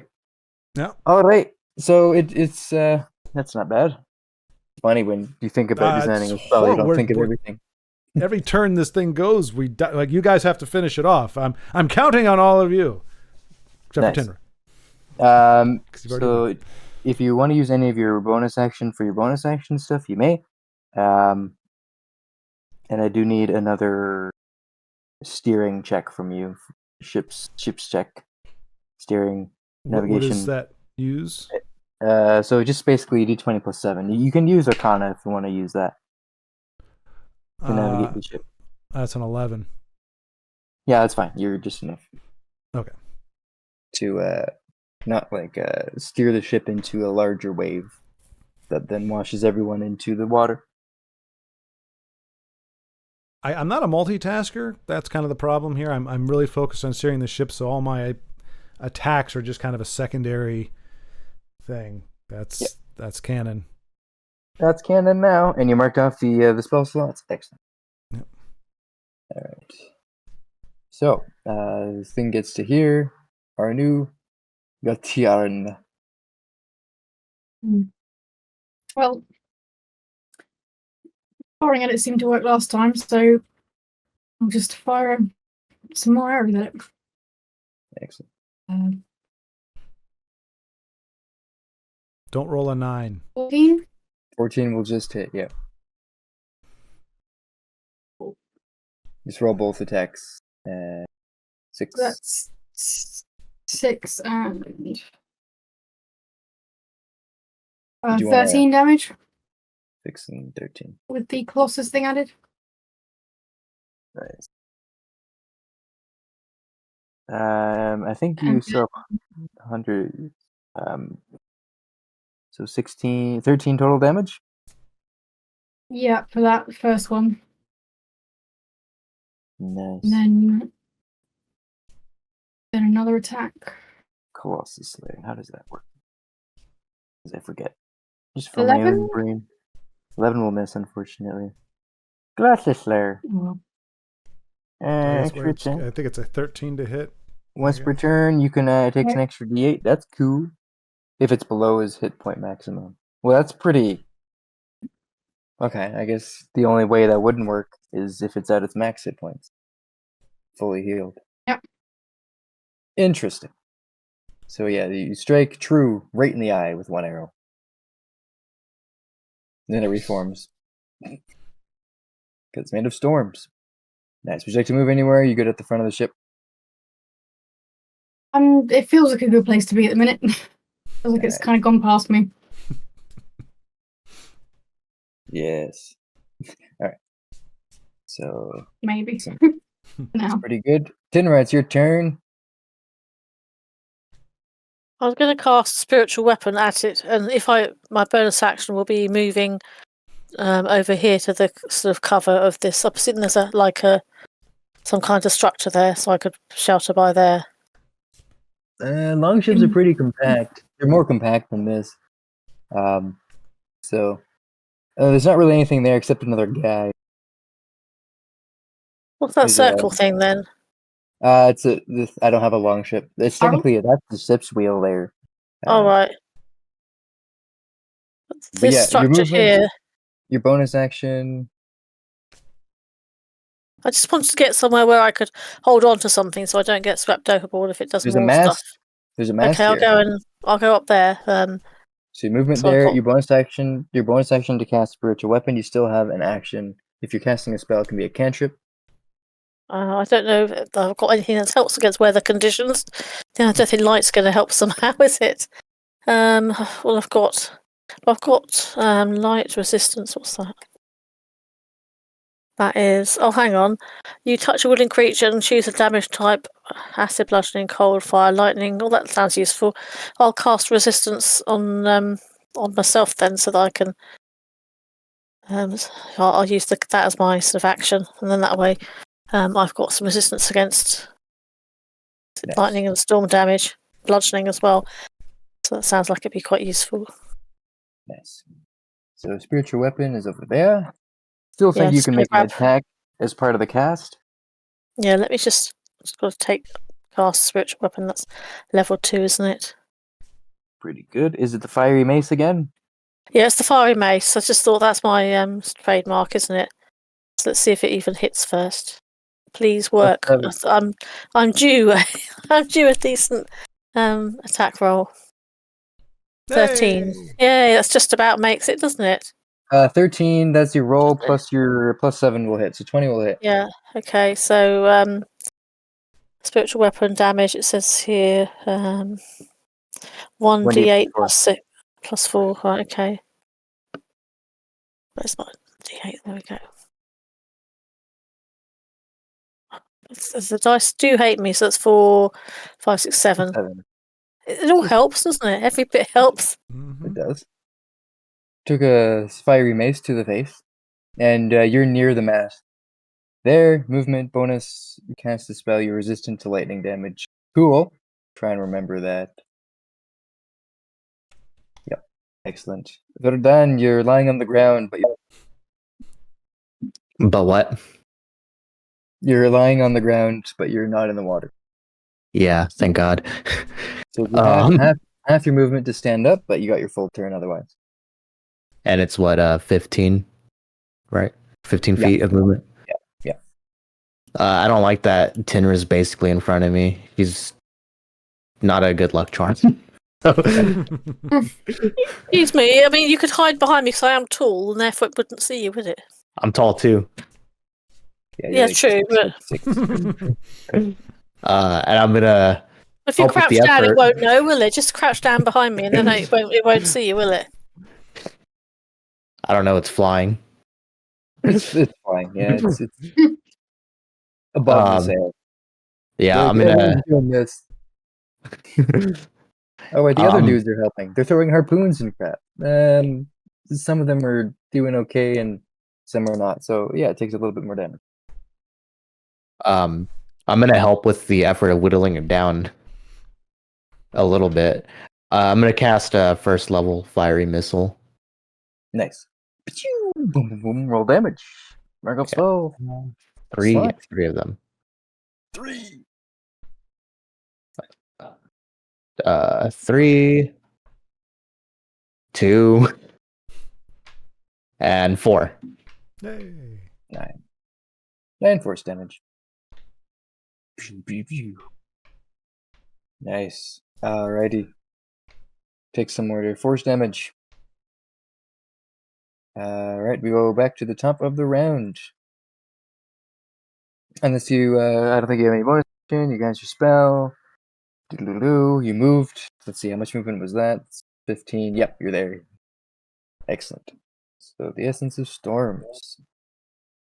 Does it have any other cool stuff it can do? Not Those of us who are blast word feeling down into the beaten water. up. Yeah, a lot of us are feeling beaten up are thinking it's dull enough already. Let's see. We've never been able to defeat this, yells one of the sailors. But I think we're close. Thanks for the morale boost. Yeah, do it again. So, yeah, minimize that. That was cool. I can do another one of those. Let's see, you're steering the ship. Oh, it's coming for me, You folks. Coming for me. cast Search Resume. You've actually done a decent amount of damage. Are new. So it is going to. Let's move that there for a sec. Fly over to you, Valentil, and is going to hit you with a melee attack. That gets one of my swords, right? It does. You have to roll a hit. Damn it. Yeah. So it Stay in the box. Would you? There we go. that one. Is it the same plus with? Yep. Okay. Plus 7. All right. That is a 19. Yeah, that'll be good. I am going to. You can't use shield on this because you used a reaction for that.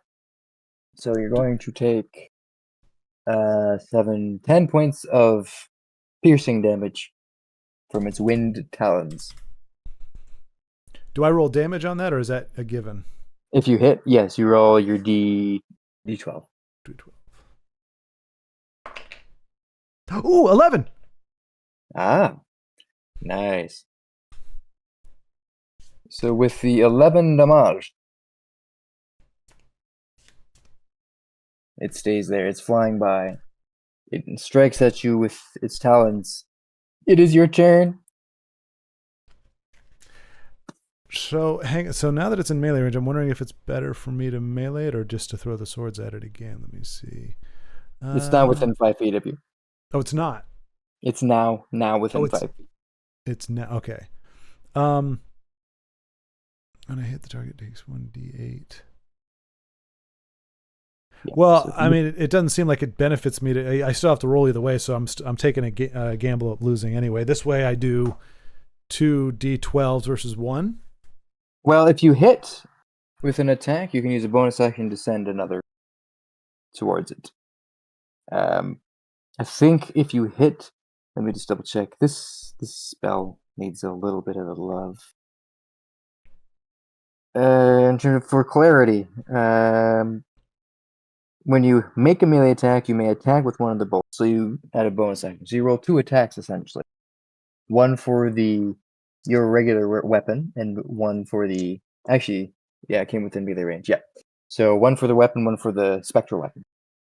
Okay, and in both cases though, I still continue to have the 2 remaining swords. Yep. Is that right? Yeah. Okay. So you used one to make an attack. You use another one, so you have 2 left. If you hit with this, or you miss, it disappears. Oh, okay. All right. And yes. I'm rolling to hit for each. Okay. If you're using your rapier, then it's 2 attacks essentially. Right. Okay. Yeah. All right. So my rapier is. That's on the edge. Oh, come on. Goodness gracious. All right. So the rapier doesn't do anything. And then the bonus.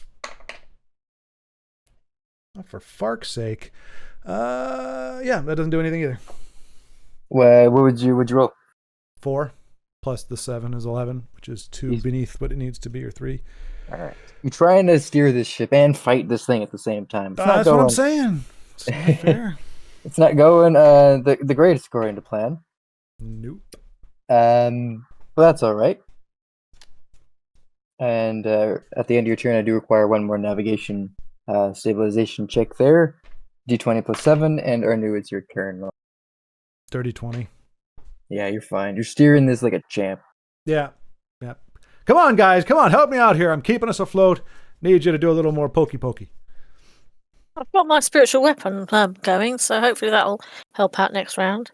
Yeah. Every little bit helps. Yeah, well, here we go again, I guess. You do have Hunter's Mark still, if just in case that slipped the brain parts. Yeah, I probably should have started with that. Right, let's okay, I'll do that now. Let's try to take it home. Right. Okay. Let's see. So, If will thy hit the powerful blow? 15. I get that. Right. Yep, that will hit. The AC is 14. So you got 8. So that's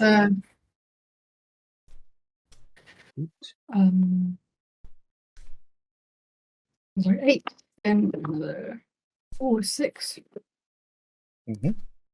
Nice. You fire your first arrow. Punk. 14. And That's then the losses thing. Which is another 3. it's 3. Okay. How do you finish off the elemental with your Nice. powerful arrow? Yes. It's sort of fire the arrow into it, and it sort of screeches, and then the clouds just sort of dissipate like a natural sort of storm, just sped up, and the arrow just flops into the sea. I'm picturing the arrow screaming based on that description. The arrow screams. Yeah, it's a very high pitched scream. Sounds like a howling gale. As the arrow passes through, and calm starts to reach the sea. You can now sail with ease, Valentia.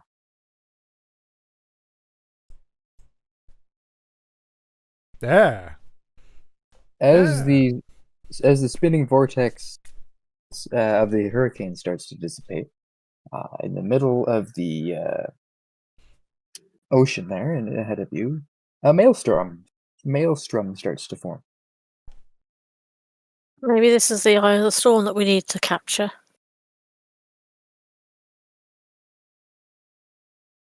Well, didn't the bird have an eye? Can we just grab that and skedaddle, please?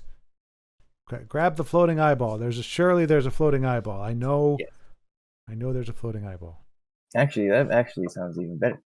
Where the eyes fell from the hurricane, right around the back of the ship, a maelstrom starts to form.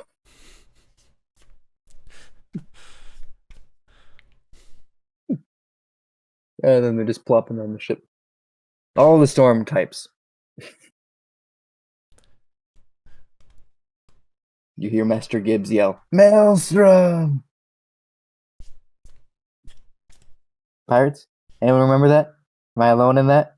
That's fine. Yeah, it slips my mind. Was that the first one? Third. Okay. I think the first one's the only one I've seen more than once. Alrighty. Yeah, Well, no, yeah. the maelstrom starts to form behind you. I do need a navigation check. This time it is strength-based.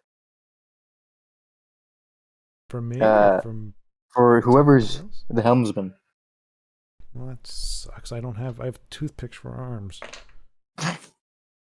That is a 9. Alright, 9 will just fail the DC. So you're pulled into the maelstrom as the whole ship goes. Boom.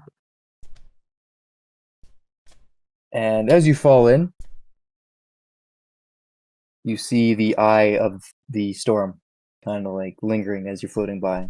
It's almost as if you're falling and floating through space at the same time. Oh, Pulled into the sea. And as the ship starts to descend, everyone's panicked. But the eye is floating just in front of the mast, about arm's reach.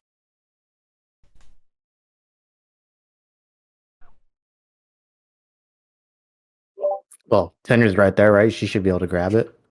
I was just going to say I'll grab it and hopefully while I'm grabbing it, I'm going to imagine the peace and the stillness at the centre of the eye of the storm and see if that helps. We're in a world of imagination, and just see if that helps to calm things down. Well, it doesn't help. However, you do manage to grab the eye of the storm. That's a which start. is- Come on, don't. I'm trying to keep everyone's morale up here. which is a mixture of clouds, so water vapor, and this time there's no lightning inside the eye of the storm, but there is cold. It's like little bits of ice and water as well. It's like a slushy, icy, cloudy type of eye. And I shove it in a bag somewhere, just in my satchel or something, just so it doesn't disintegrate. And you put it in your bag. And as you do so, all of a sudden, zoop, you land right back on the waters. So I am where? I thought I was still on the boat. Yeah, No, I think everyone's it's on the boat. Yep, the boat is just resting on the water. It's like, oh, did we even Okay. go in? All right.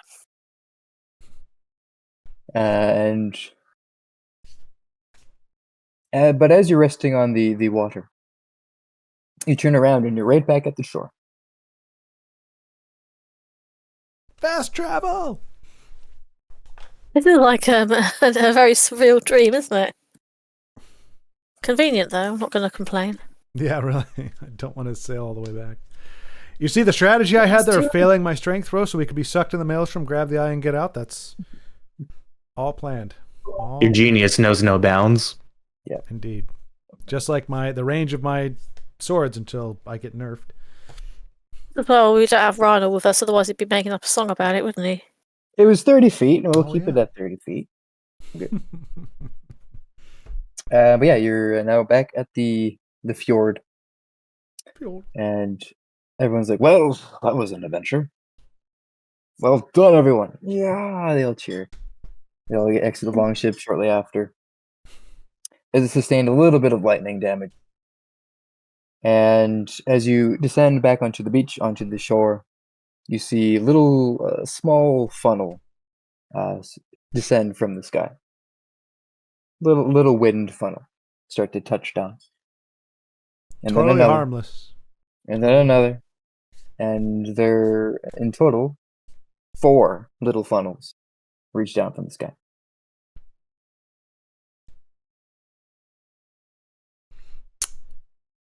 Quick, shoot something at them. They're just sitting there. You Well, shoot they're off not a little, attacking us yet, are they? They're like wind. Is it like a wind funnel? just a little wind funnel, not very wide and only as wide as you. Mm. Are There's they? You 4 said of there's them. 4 of them. Yeah, Are they so in a shape we're- by any chance? Are they in like a fork shape by any chance? Like These Bit are on the not. nose. Maybe we're supposed to go in. Maybe we should go into them one by one. It will take us somewhere else, Yeah, that's what like I'm an thinking. individual transport system. In the words of my hero Mario, I'm gonna go inside. Here we go. All right. Warping. So each step into one of the funnels. It carries you up into the cloud. Where you die of asphyxiation. Just kidding. The clouds part, and you see a large giant sitting at a table. As you are basically brought to a game table or an arena as well. An arena with a game table in the middle in the clouds. It is cool up here, but not cold, and the air is breathable. And the giant sits in front of you, playing a very large flute. So we have reached the cloud top arena, having left the doldrums of the storms below in the ocean. And sitting in front of you, playing a very large flute, is a cloud giant. And he eyes you as you approach. Welcome, adventurers, to my cloud top arena. I assume you're here for my tuning fork. Here's your Kentucky Fried Tuna and Torque, because if so, we are most certainly interested. Yeah, indeed. that's a mighty fine instrument that you got there. I mean, do you really need the tuning fork, or it looks like it's perfect as it is? How would I be able to play it so beautifully? He strums super loud. Oh. That's just If natural without a talent tune. on your part, isn't it? I thought you were just naturally talented. Oh, I am. But the lack of tuning We'll make it sound bad no matter who's playing it. But no matter, you can have the fork if you win at my game. You have 3 choices. You can play a game of Orlog with me. Vincent, you said your wife plays Valhalla. This game was in that game. It's like a mini game. It's like the Gwent of Assassin's Creed. So, Orlog. You can play a game of Loki's Dice, which is Liar's Dice. Flavorly renamed. Or Bluffer's Dice, however you want to call it. And this game called Corta. Where you meet me in the field of battle. With cards that fight against each other. The first part sounded really good, and then it was like, and then cards like,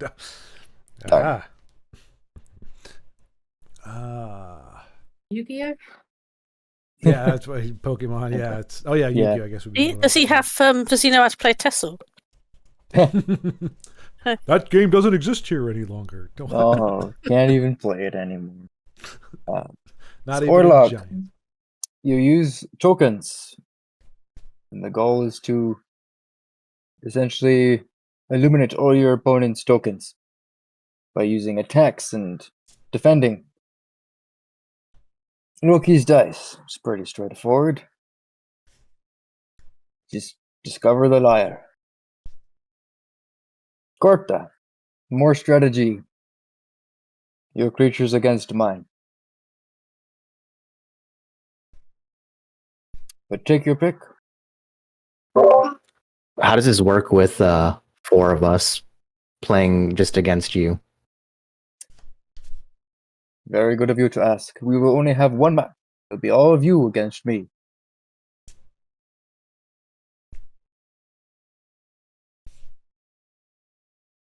For Loki's Dice, the first player to be eliminated counts as a loss for the entire party. In other The words, he doesn't want us to play that one, then, does he? Stakes. 100 gold each, Right. and this tuning fork of lightning.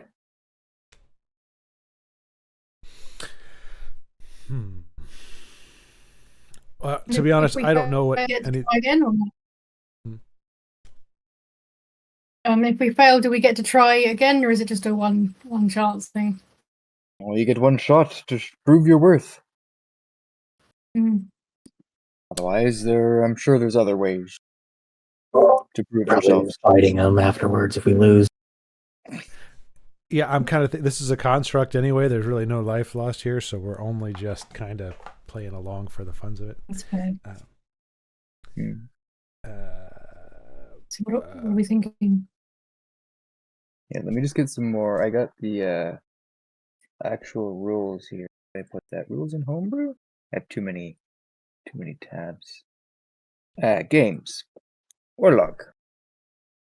So you have health, you attack with tokens, you have used dice, and you get to invoke god favors to gain an advantage. well, that's right up Tinra's alley. Except they're the Norse gods. Loki's Dice. Exactly what it sounds like. And then Corta has very convoluted rules. It sounds like the dice might be the quickest way to lose or win. So I don't. And we're not all great high rollers here. But Orlog and Loki's Dice would be the quicker ones. Yeah, Orlog's relatively quick. It's like a versus card game where you're facing each other. You invoke god favors, you use tokens and that kind of stuff. PvP in that sense. Loki's Dice is like everyone around the table. Liar's Dice, all playing together. So you would be playing against your fellow party members, but also the first one of you to lose is a loss for the whole party. It's like how you coordinate that. And then Corta is like ridiculous. Because I was in the middle of making the rules for it. I'm like, I won't get too far just in case they decide not to do this. Oh, we can exploit it then. Let's play Carta with half rules done and make the rest of it up as we go. Exactly. But it's the most complicated. So Orlog and Loki's dice are the simpler one. All right. Should we roll to It's, see which simple one we go with? Unless leave somebody that has up a preference. I feel like the dice probably the easier one to do. Right. All right, At let's least do for it. me right now to manage because of this thing next to me that kicked The me out of my chair? chair. Oh, what are you sitting on? it's a I'm on my little- knees. Oh, It's a little jeez. human. All right. So, Liar's dice, Loki's dice, the trickster. So this is going to be interesting. So, on your character sheets, I believe there is. If you go to roll dice, we're going to use d6s. Turns rotated in a clockwise order. Okay. Just got to refresh rules here, so I'll read them out. Just basic rules. Each player rolls a quote hand of dice under the cup. We don't have cups, but if you go to your character sheet and you click, say, some d6s, there's an option to say roll for everyone or roll to self. If you see that, make sure you roll to self so that everyone else can't see what dice you have. So that's how we're going to do the lack of cup. That's how we're going to resolve that. And then you begin bidding, announcing any face value and the Oh, no. minimum number of. Ignore that. We will ignore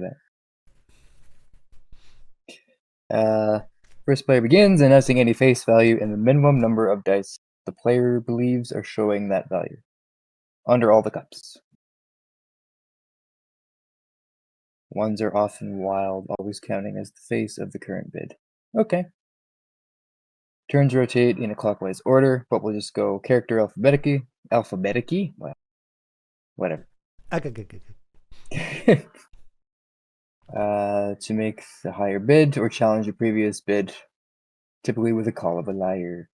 Raising the bid means, okay, increase the quantity or the face value or both, like 5 4s or 3 1s.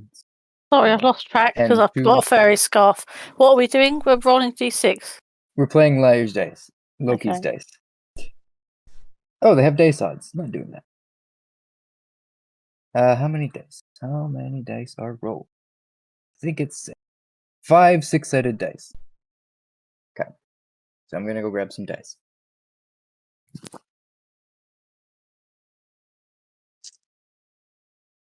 I think it's got one over here. This should be interesting.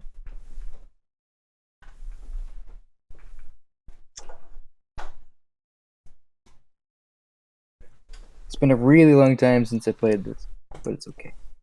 And this is the simple one. In the Red Dead Redemption game, you could actually play this as a mini game.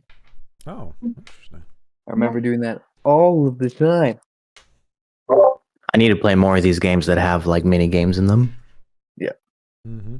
Oh man, that game had Texas Hold'em, Player's Dice, Five Finger Fillet or Fillet, however you want to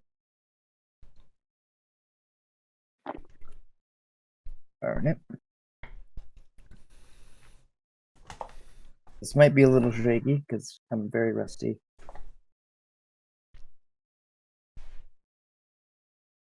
Dice there. Denise, you heard about rolling to self rather than rolling to everyone for the dice? Yeah, I did just roll to self and got a very good roll actually. So I think Good. it's my lucky black cat. Yes. Midnight is adorable. Look at that face. Yeah, he's a sweet boy. Apart from when he's having 5 tablets a day. Yeah. Medication. Yeah, that's not. Devil boy, then, aren't you? He's a trooper. He's a fighter. Okay. So are we rolling our dice now and just 1d6? 5d6. Oh, 5. Okay. And you can keep the log open, or you can record the number on a piece of paper somewhere if you like. Just so you know what you rolled. Okay. Do we tell you? What do we do with it now? No, you don't tell me anything. Okay. I ain't telling you nothing. So it's No. 5d6 basically. Okay, 5D. done. And everyone's rolled their dice behind the screen. Just let me know when we're all good. All right, there we go. Let me just read some more rules here. There are more variants allowed. Okay, we're not going to do any variant rules. We're going to keep things as simple as possible. Okay, if you read this challenge, you'll see who's the better liar. Yep. Or gold. Tuning fork. Yep. Yep. Yep. Anything I'm missing? I think it's pretty straightforward. All right. So I guess we'll start Okay, with the bidding. I've done mine. I've done mine, so it's written We're good? down. Okay. Excellent. So we will start alphabetically. Guests first. So our new would be up. Starting the bid. So what do I do? So you see the faces, however what you got, and you bid to see how many of a particular face. So say you have 3 threes. You could bid 3 threes or 4 threes, assuming that someone else has at least 1 3. And then you go around and you can either raise or match or call someone a liar. So you can raise the quantity. So if you bid 4 threes, someone could bid 5 threes. Or you could raise the So face am I bidding value. to say? Am I bidding to say how many threes I have rolled? Is that Or how many threes are in No. the whole table. oh? So Right. So if you say 3 threes and then someone calls you a liar and 7 threes, that's at least 3 threes. So I think it works that way. But if there's 2, or you get up to 5 and there's 4, then yeah, that's how you lose. So you can raise the quantity. So if you bid 3 threes, someone could do 4 threes, or you could do the face value. So you say you do 3 threes, you could do 3 fours, or both. I've heard so much and I still have no idea. Is Yeah, it I've got no only idea three? what's going on. Can't we just be honest and say I rolled this totally with that? It defeats the purpose. There's no lies. I'll go with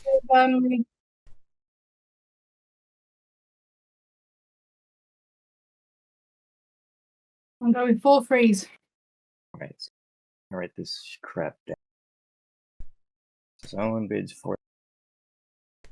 So how does she win or lose, or how does any of us win or lose? So if she bids 4 threes, 4 threes, Mm-hmm. and you're like, she lying, bro, then you would reveal everyone's cut. And if there's at least 4 threes around them, she was right, and you were wrong.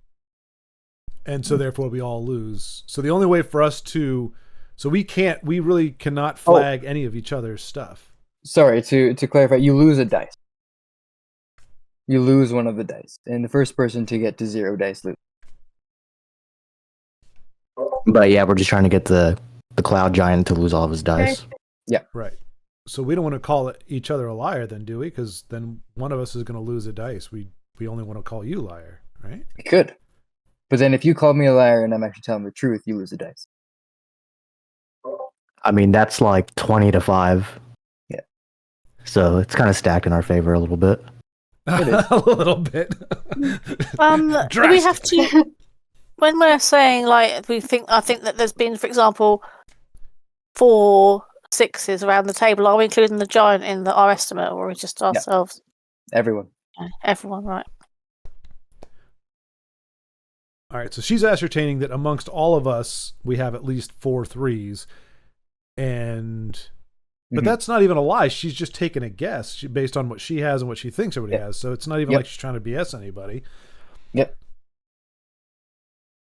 Okay. So it's just okay. Okay.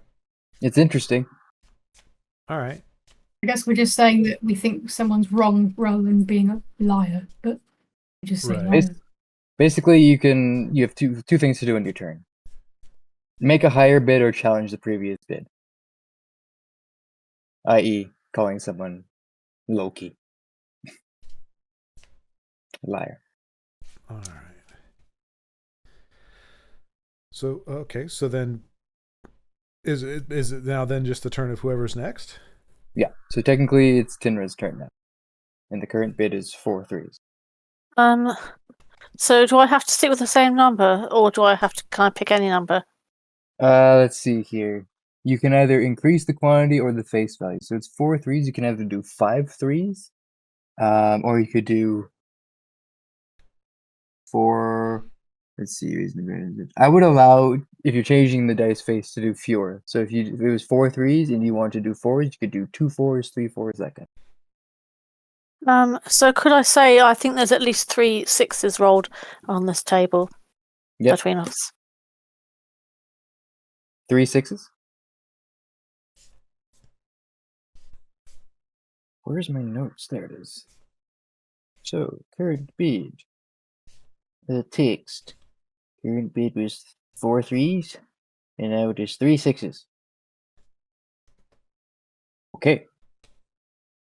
So the bid now is 3 sixes, and it is Valentiel's turn.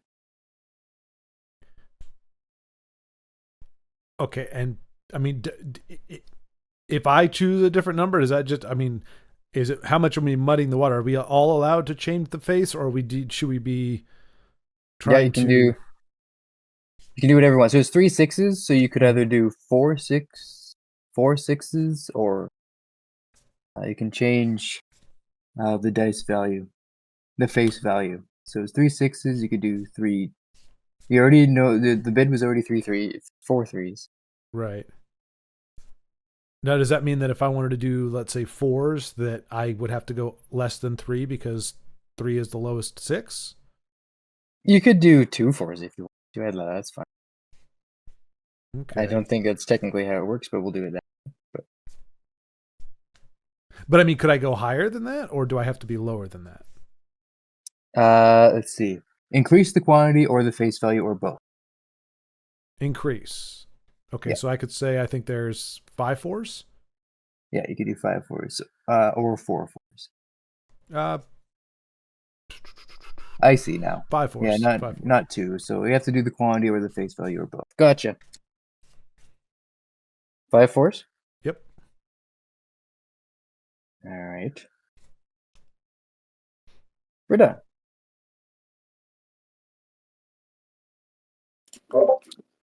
Five fours.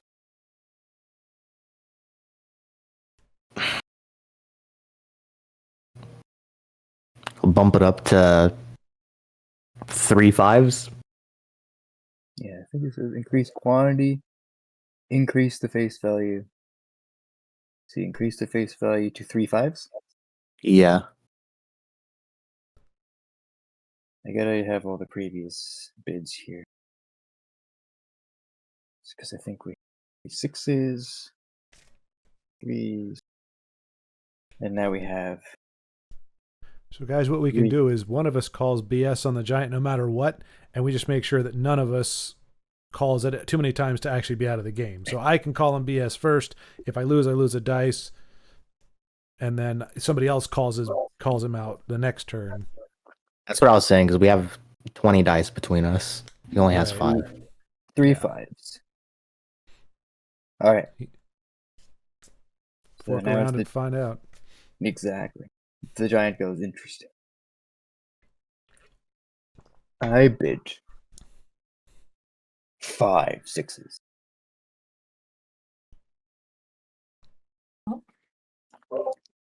Bold bid.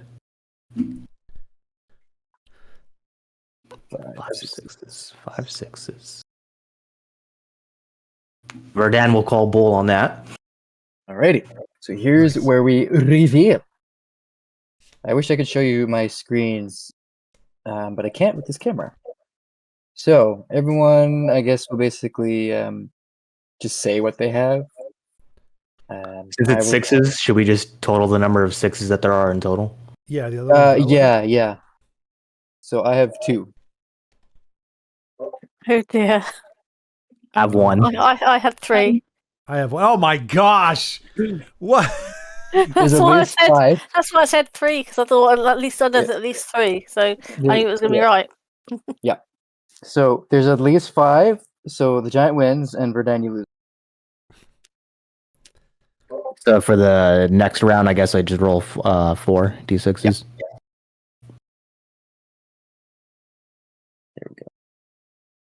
There we go. All right, and So then we we roll just all again now. roll again. Yeah. It's going back to me slowly. Someone had to take the plunge to Yeah. get the rolls down. We'll get there.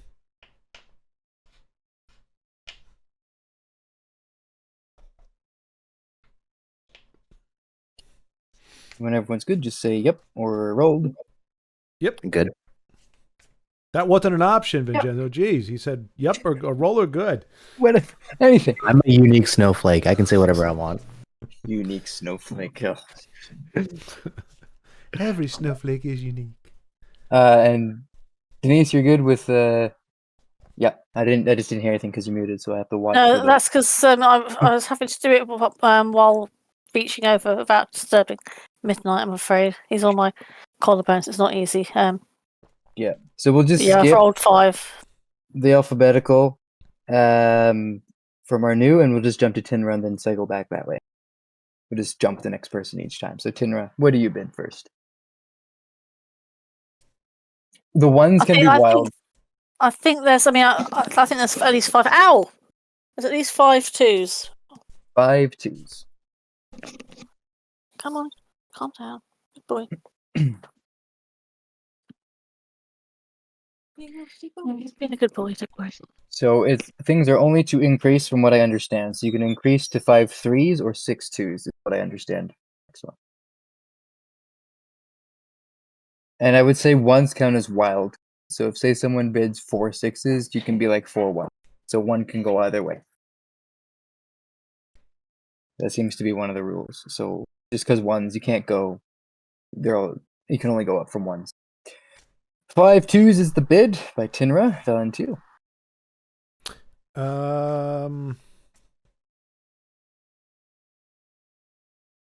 5 2s.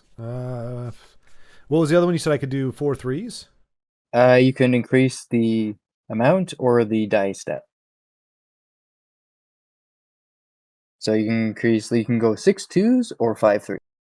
Or anything like that. That's or 5 3s, 6 3s, whatever. You can do both. Okay, I'll go with 5 3s. So we got 5 3s. And I don't think you have to wait till your turn to call out letters as well. Let me just double check that here. I think you do that anytime. Oh, it's gonna be anarchy. Nope. It has to be on your turn. Okay. Oh. 5 3s. But not for Mr. Snowflake. No, he can do it whenever he wants. Yeah. The rules don't apply to me. I'm special. We're done. Come on. Previous one was 5 3s. 5 3s. I'll bump it up to 6. 6 3s. Really quick question. So let's say Giant Man says, 7 3s or whatever, and we're at 6, but I have a 1. Do I have to count that 1 as a wild, or can I still count it as not? Let's see. Like, in other words, can you adjust, if you have a 1, can you use it for or against? Yeah. Okay. You can use it for, and it would also allow ones. You could increase a count to 1. Like if someone bids 3 2s, you could do 4 1. No, that already is how it works. Never mind. I understand. Yep. Okay. It's either the quantity or the count, or the face value. No, I just meant if we're going to call it, like I said, but But we yeah, have one's controls allowed. over what the one is going to be. Yeah. So Okay, like okay. if it's 5 threes, ones would include it. Yeah, that's true. I'm reading it. Ones are often wild, always counting as the face of the current bid. Oh, okay. So you have to use it then, or it has to be counted. Often wild. Huh? They're often wild. So if it's easier, we don't have to include that. We can just say they're their own, which would be preferable. Just meaning that they're just ones, or that they're They're just just wild? ones. They're They're just just ones. ones. Okay. That makes it easier. Cool. So right now it's 5 threes. I'll still actually I'll bump it up to at least 3 fours. I can do that, right? No, Yeah. 5 fours or You yeah, can do 5 five. fours. You can do 3 fours because you increase the face value. Okay, yeah, I'll place the new bid at 3 fours. My understanding, at least. Disagree? Let me know. Makes sense to me because it says quantity or face value. Face value. Excuse me. Cedar, you're adorable. I don't know what you want though. You can sleep on that chair. That's fine. All right. So bid comes then to the giant.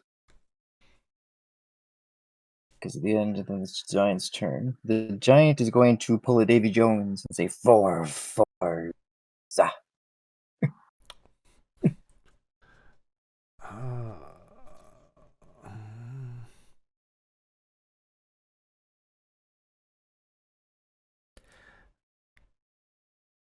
Arnu?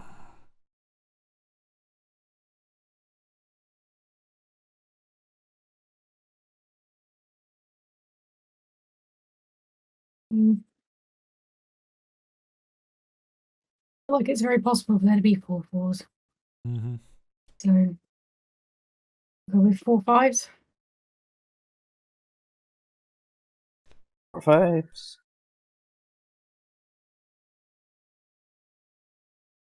All right. Because the strategy with you guys, yes, you have the advantage, but the longer it goes on, the more you get. Yeah, there is that. 4 5s. Quantity or face value. Tinra. Sorry, I thought we'd finished the round. Are we meant to be? I thought I'd already said something earlier. We just keep going until someone says it's wrong, or right. Yeah, no, yeah. So am I stuck having to say how many fives? You said 4 fives, didn't you? You can do 4 5s. You can increase Mhm. the face value. You could do 3 6s, 2 6s. 1 6 would be hilarious, but I think technically that's allowed. Because you I'm going to go with 3 6s again. 3 6.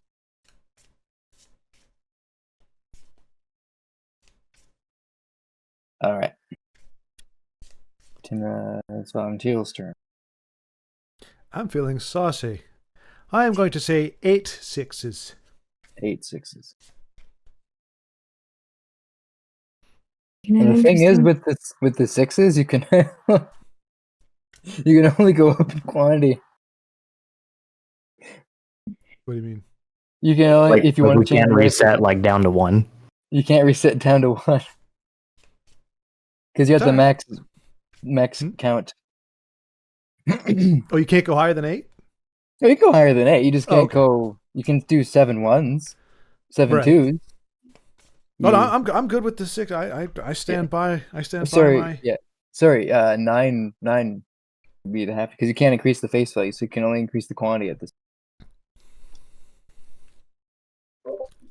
Damn you, Valentine. 9 6s. Right. Jeez. All right. It's getting crazy. So the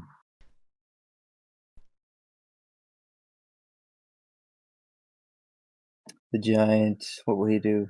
Will he be bold? Will he be safe? me I'm a big giant, but I'm scared to go higher. I'm so scared. Chicken McFly. Chicken Yeah. McFly. That sounds really good right now for some reason. Mm. I'll have a chicken McFly. Actually, no, that sounds disgusting. What am I saying? All right, he'll feel saucy as well, and he'll do. Yeah, he'll do 10 sixes. Haha, you fell into my trap. I think that's your cue to call it, Arnu. Yeah, I call liar on that. I think that's safe to do. Yeah. All right. So sixes. I had no sixes this So time. 3, 0. Yep. Then I got 1. So you lose the dice. There we go. I thought I when was you gonna said call- 6, I thought for sure you had at least 2 or 3. That's the bluff. I was like, do I call it? Nah, I'll be saucy as well. Mm-hmm. So he has 4. So he has 4. Next round. Oh.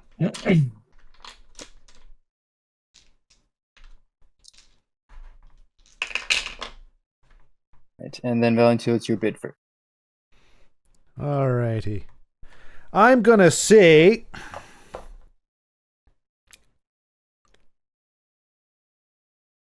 Five twos. All right, starting off with 5 twos. And then it's Verdun's turn. Muted. I'm gonna bump it up to 5 threes. Ooh.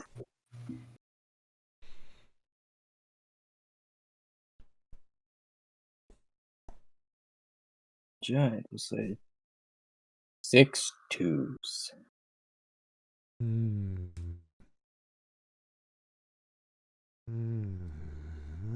Arnu. I'll risk calling liar on that. Call liar. Alright. All right. Twos. 2, 1. 1, I had no twos. 2. It's 1. I only had 1. So I think that's 4 or 5. We've got 3. How many is that? 3, 2, 1. So it's 4. Yeah. Ha ha! Toppled by hubris. Yeah, exactly. Kind of, sort of, I guess.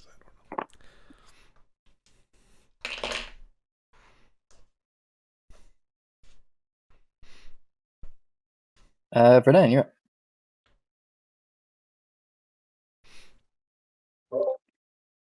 I'm gonna play it safe and go with 3 ones. 3 1s. All right. Well, have we started a third round now? Mm-hmm. We're going to do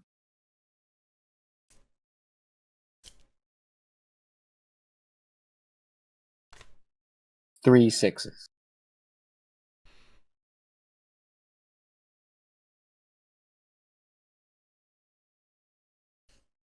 Yeah, so it's our news turn.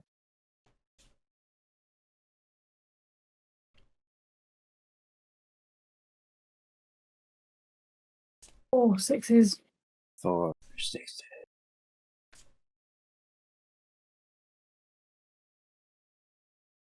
Dinner. I'm going to say 5 sixes. 5 6.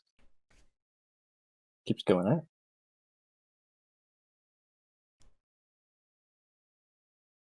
Alrighty. Well, that brings you to Valentine. All right, so again, I'm just a little slow here. So is the only thing that you can only go up on 6 or call it, or can you go to a different number? You can go 6 1s, for example, or 6 6s. You can only increase the quantity or the face value or both. Okay, gotcha. Okay.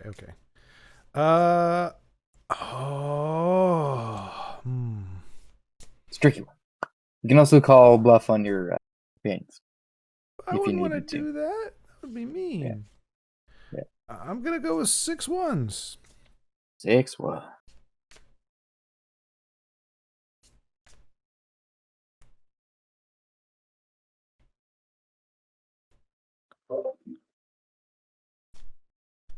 You know what? Go 7 ones. 7-1. Ooh.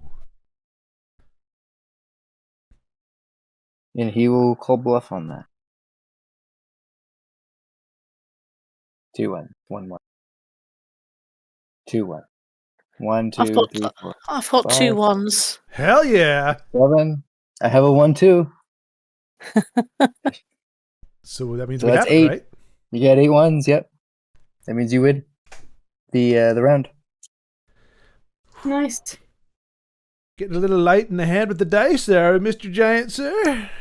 Oh no. I will smite you. All right. Ever hear of a beanstalk? Beanstalk. And it's his turn. He's gonna do 4. Was it my turn to start the round? Did you do last time? No, No. I think Valentil did, right? I couldn't remember. Yeah, I guess it's you then. Disregard what I said. 4 threes. All right, 4 threes.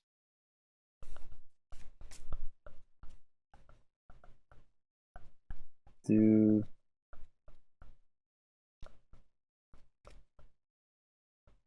we'll do 4s again. Mm.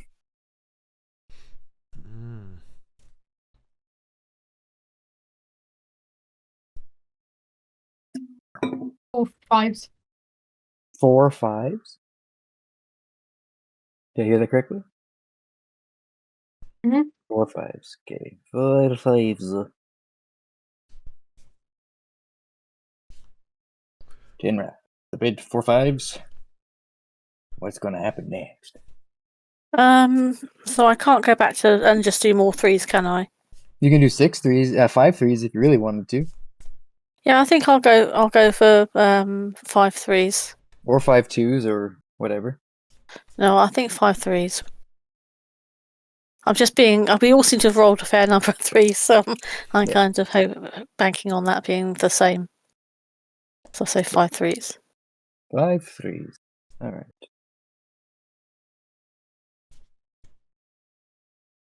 Our blade singer friend bids.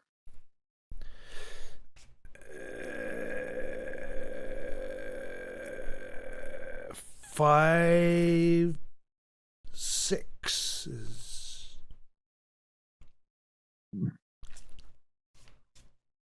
Alrighty, 5 6s. 6 6s. Alrighty.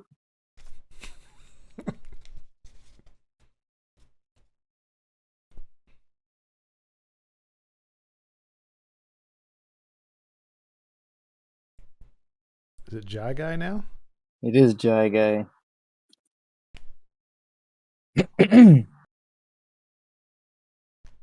He's going to call bluff on 6 6.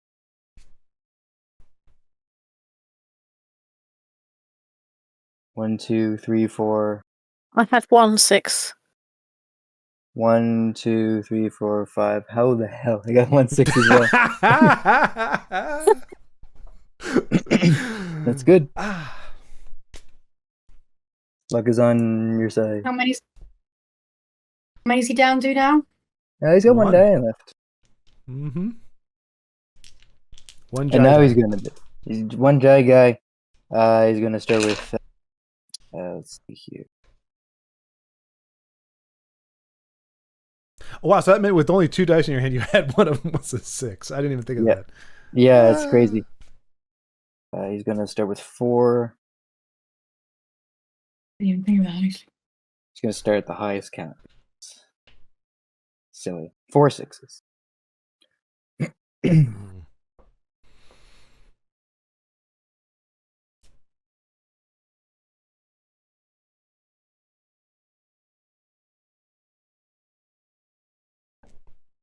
Oh, cool.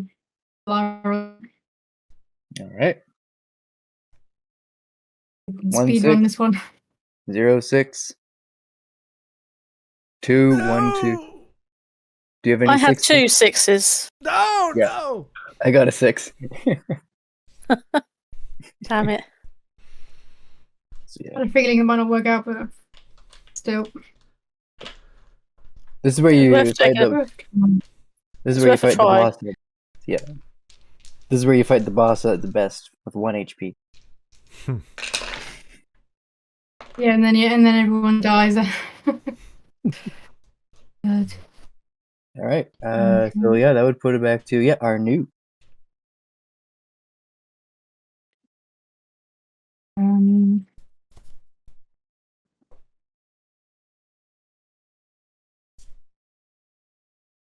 we'll go with 3 2s. 3 2s. All right. Dinner.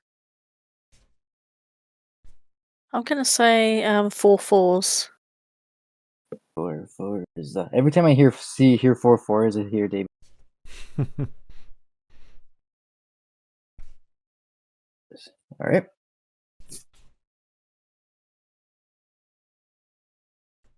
Is it Lightning McQueen. Ka-chow! Ah, okay. Well, let me try. I'm gonna say. What was it? Let's see. You said 4. What? 4 Four. 4s. So I'm gonna say 5 2s. 5 2s.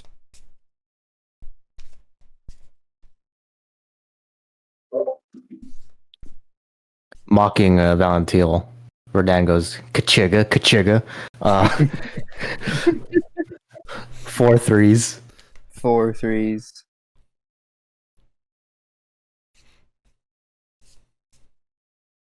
Giants going to say 5 3.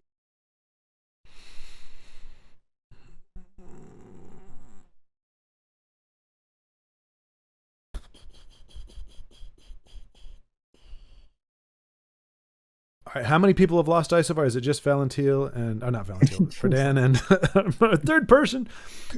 Valentil and I've lost one. Okay. I've only lost one. How many do you say you get? 4? What was your bid, It's John? 5 3s. 5 3s. But I think only Arnu can call it. Mm-hmm. Oh, God, it has to be the turn. Okay. Gotcha. Yeah, I'll call that liar. All right. How many 3s? 1 2. None. I have no 3s. 1 2. I got a 3. That's only 3 3s. So he's done. Bye, Giant. Yay. He's playing on the averages. So the Can I average is just 3.5. It seems to me that whenever we roll to self, I get loads of 6s, but when we do it normally, I get all 1s. So can we just use roll to self going forward? Because then I'd always win. Okay. Damn Or it. so, but it's easier to see the. That first one, I got so many 6s, and it's just, I thought this is unheard of. Yeah, it's crazy. I was just enjoying the moment know. of glory. I only rolled like 2 1s that entire time. It's crazy. Yeah, a bunch of ones. If we weren't clowning ones as wild cards, then it would be different. But I like them as their own faces. It speeds things up. Yeah. I know, but Verdan always rolls 1s when it comes to combat. Yeah. Same here. That was why I was enjoying. I thought, wow, the first one I got 3 6s. I was thinking, yes, if only we always use this version. Format. Yeah. Yeah, just cast spells that roll more d6s. Like Guiding Bolt. So, Giant, after suffering defeat, he's like, well done. Well done, everyone. You played the game properly and fair and square. And he hands you the tuning fork. Here's your tuning fork and your 100 gold. When you lose, do you lose your southern accent too? You can keep that if you want. I don't know why that came with the whole deal, but I don't know either. Sometimes everything starts off southern. I'm just going to thank him for being a gracious loser. He is lawful evil. Yes, follow the rules. I actually don't know. All right. Well, Well, thanks for the gold. We'll be on our way. This isn't a giant tuning fork, is it? That's going to be a problem. Nah, he hands it to you. It shrinks down. Okay. Nice. Doing. It would be an A sound. A pitch. Could we buy him a replacement when we get a moment, just to feel a bit mean, you know? I mean, Oh my he's God. musical. Nah, that's the Could we bid. just buy him a? That's the bid. We could buy him a One- replacement, couldn't we? It's just he's got something. I could play a gun and give it back if I would. No, she doesn't speak for all of us. We'll be on our way.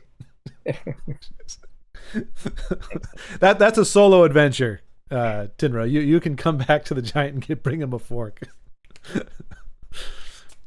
There was a clause here, since you went, I'll just tell you. If you would have lost, there'd have been another chance. And if you defeated the giant or the monster he would send you to defeat, he would have literally just handed you a regular. Wait, what? Because he would have said, there is an apparition that haunts. Consider this a second chance. If you defeat it, I will give you the fork. But it would have been a regular fork? Yep. Plain old fork. So it wouldn't have worked. It wouldn't have worked. So we would have had to fight him a third time? Or we'd have to kill him? Who knows what happened at the next time? Well, I think there he's just instigating us, and we would just have to beat the crap out of him is what would happen. Cloud giants are actually like a little bit of a tricksters as well in their lore. So I'm like, yeah, I'll chuck a couple little tricksy things in there. Because for Korta, he says, "Oh, if you agree to this challenge, you will face me on the field of battle," and you would literally fight him instead of like a battle mat with cards and stuff. Mm-hmm. Yep.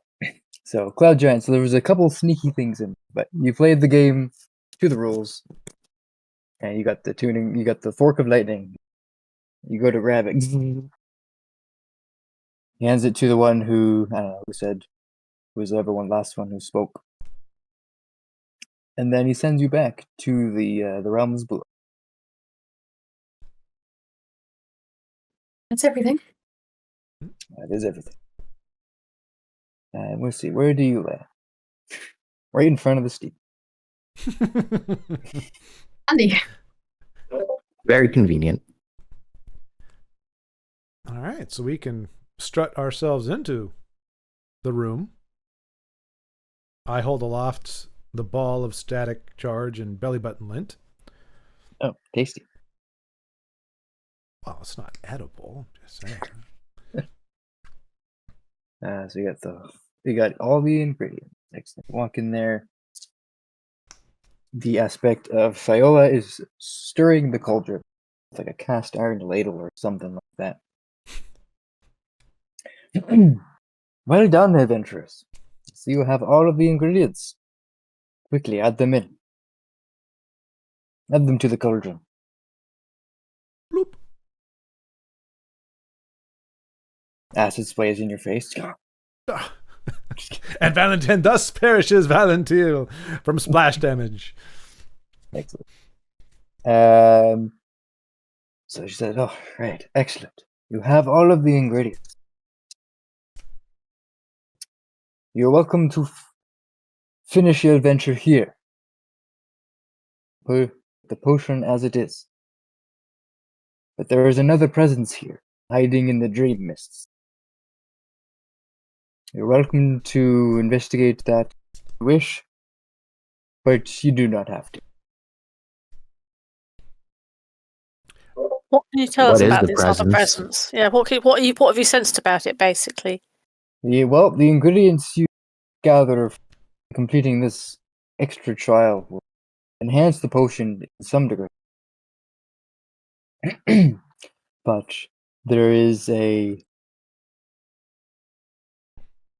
fiendish presence in the mists. One that attacks dreams, exploits them. And, well, she's after something here. Something Sounds like- else. Some other dreamer lurking deep within the dream mists. Sounds like your body, Arnie. Mm-hmm. Mhm. I think in order to do an appropriate cost to benefit analysis, I kind of know when you say enhance the potion, exactly how much are we getting enhanced and how? Because it's going to have to be something really worthwhile to make me go in there fudging with Miss Kruger. All I heard was a voice when I stuck my head in the mists a while. A voice that said, "The nascent heat, it grows hotter. The cradle is within the heart of the race to the obsidian egg."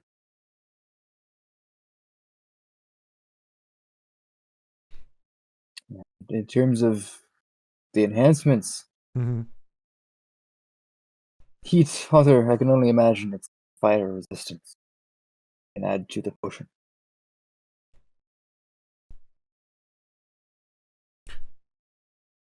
Making us fiery resistant when we go inside of it? When you drink the potion. You drink the potion. You become fire resistant. Yes.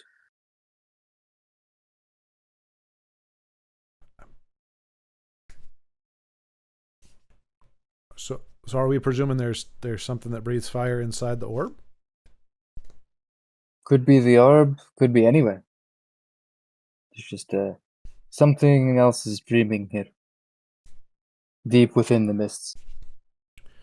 Maybe if you wake me up, that will all dissipate. And everything will be fine. This quest is optional. Right, yeah, no, definitely got that. If we were to try to tangle with it, do you have an inclination of what we'd have to use to defeat? I mean, how do you defeat a bad dream other than waking up from it? So, I mean, are we... Maybe you Might be can't quite defeat it. Yeah, tricky indeed. You might not be able to defeat the dream, but you might be able to defeat the entity, the creature. I don't feel we're in a good enough shape to fight a night hag personally. I mean, we're all fairly beaten up at the moment. Yeah, would it be ironic if we actually did a long rest while we're inside of somebody else's consciousness? How does that work?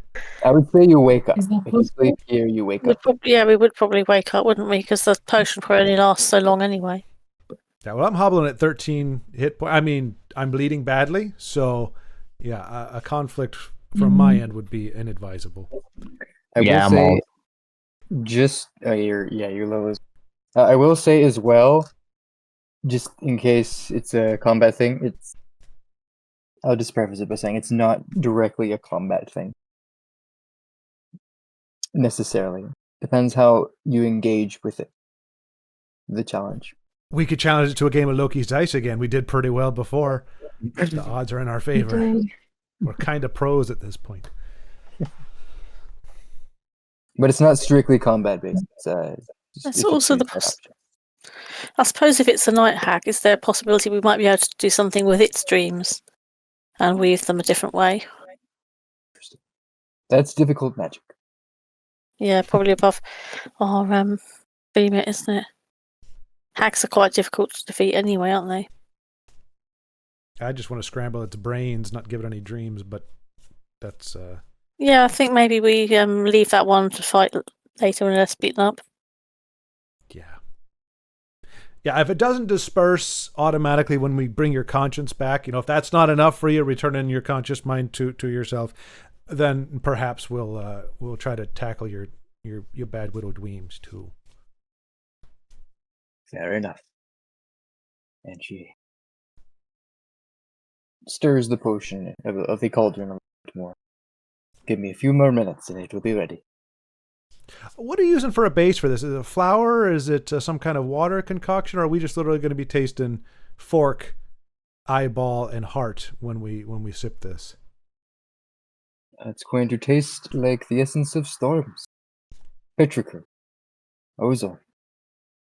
So kind of like Bahama Blast type thing, I suppose? Yeah, exactly. Okay.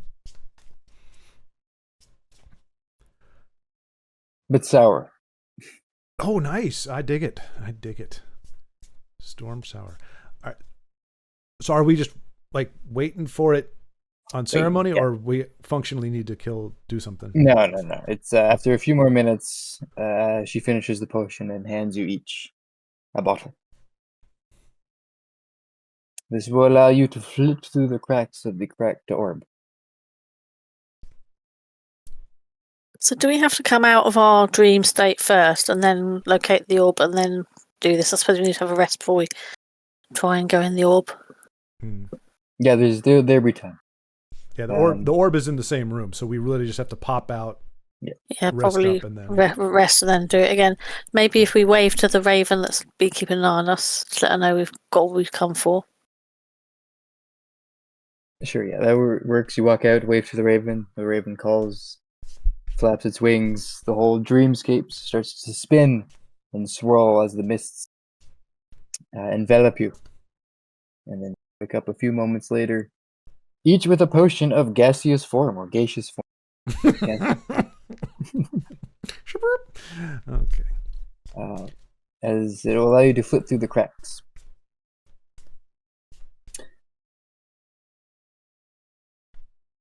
So I will add all this to your inventory later.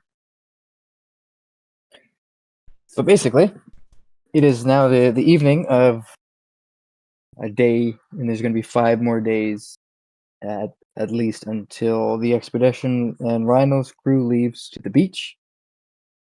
Rhino asked for 1 more escort, so that is there. You have 5 days to focus on training and leveling well. Or if you wish to, I mean, we already did the level 5 stuff, but flavor-wise, thematically and roleplay-wise, training for that 5 days of downtime, basically. Or if you really wish to, jump right into the wizards.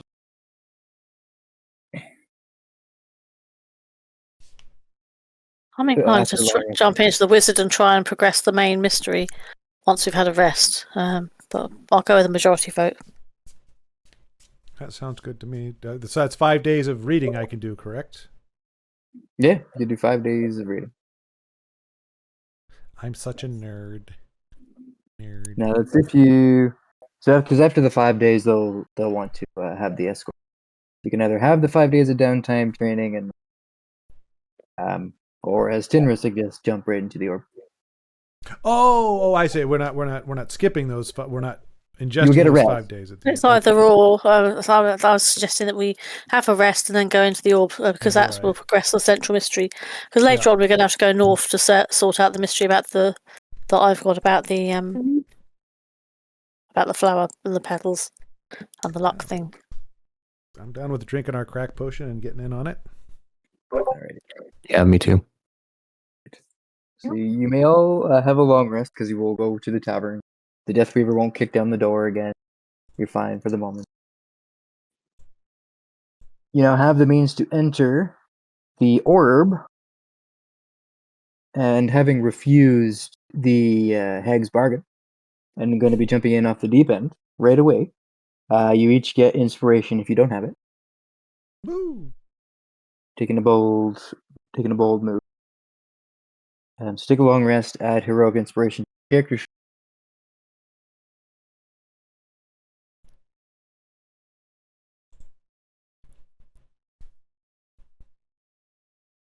Now I gotta go to my notes on the illusory orb. This is why this is fun. Because I had no idea what you guys were gonna. Next. There we go. You guys win! Yay! Save the world. Well, you never know. Some people were like, okay, let's just spend more time to get stronger before tackling a large undertaking, a big quest. And some folks are like, no, we got the means now before things get worse here. Let's go in there, that kind of stuff. You never know. Mm-hmm. So it's We're always still on a interesting. timetable, aren't we, though? Because I mean, that thing could crack any time. We don't know when it's going to split, so we need to kind of move it along a bit. And there's lots of other things we need to still sort, like the Death Weaver, isn't there? Mm-hmm. Death Weaver and all the other little pocket mysteries like the Seer. Oh, right, I forgot to mention. When you exited the dream world, your simulacrum crumbled into a puddle of water, never to exist anymore. It's mad, isn't it? Aw. Poor simulacrum. Yeah. Rest in peace. The narrator sounded just like that too, and there's no Right. option to turn it off.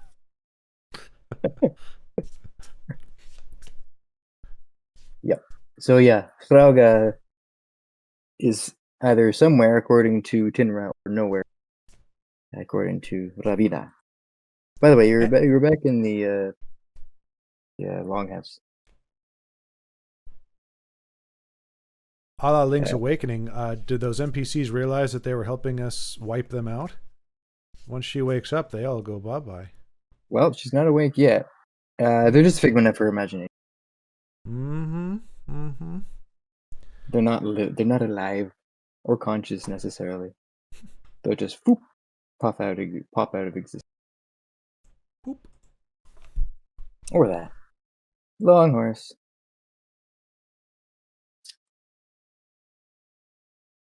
Yeah, there's nothing really going on. Okay, cool. So everyone's long rested, everyone's got their inspiration. Excellente. Goo. Alright, so the next day. The winds are starting to pick up outside as that storm that Tinra and Arnu predicted would be coming is about a day away now as the temperature starts to drop and the wind picks up. But it is the morning. And on an overcast day, you enjoy your breakfast special. You make your way to the longhouse where the wizard's orb is still resting on that pillow.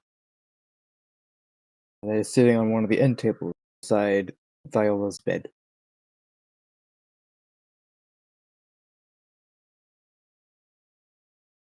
And assuming you told Ravina what's going to happen, where you're going, and all that kind of stuff, she is there too. She greets you in the morning as you walk in. Hello, adventurers. How are you on this fine day? Were you successful? She wasn't there when you woke. Were you successful in your endeavors in Theodla's mind?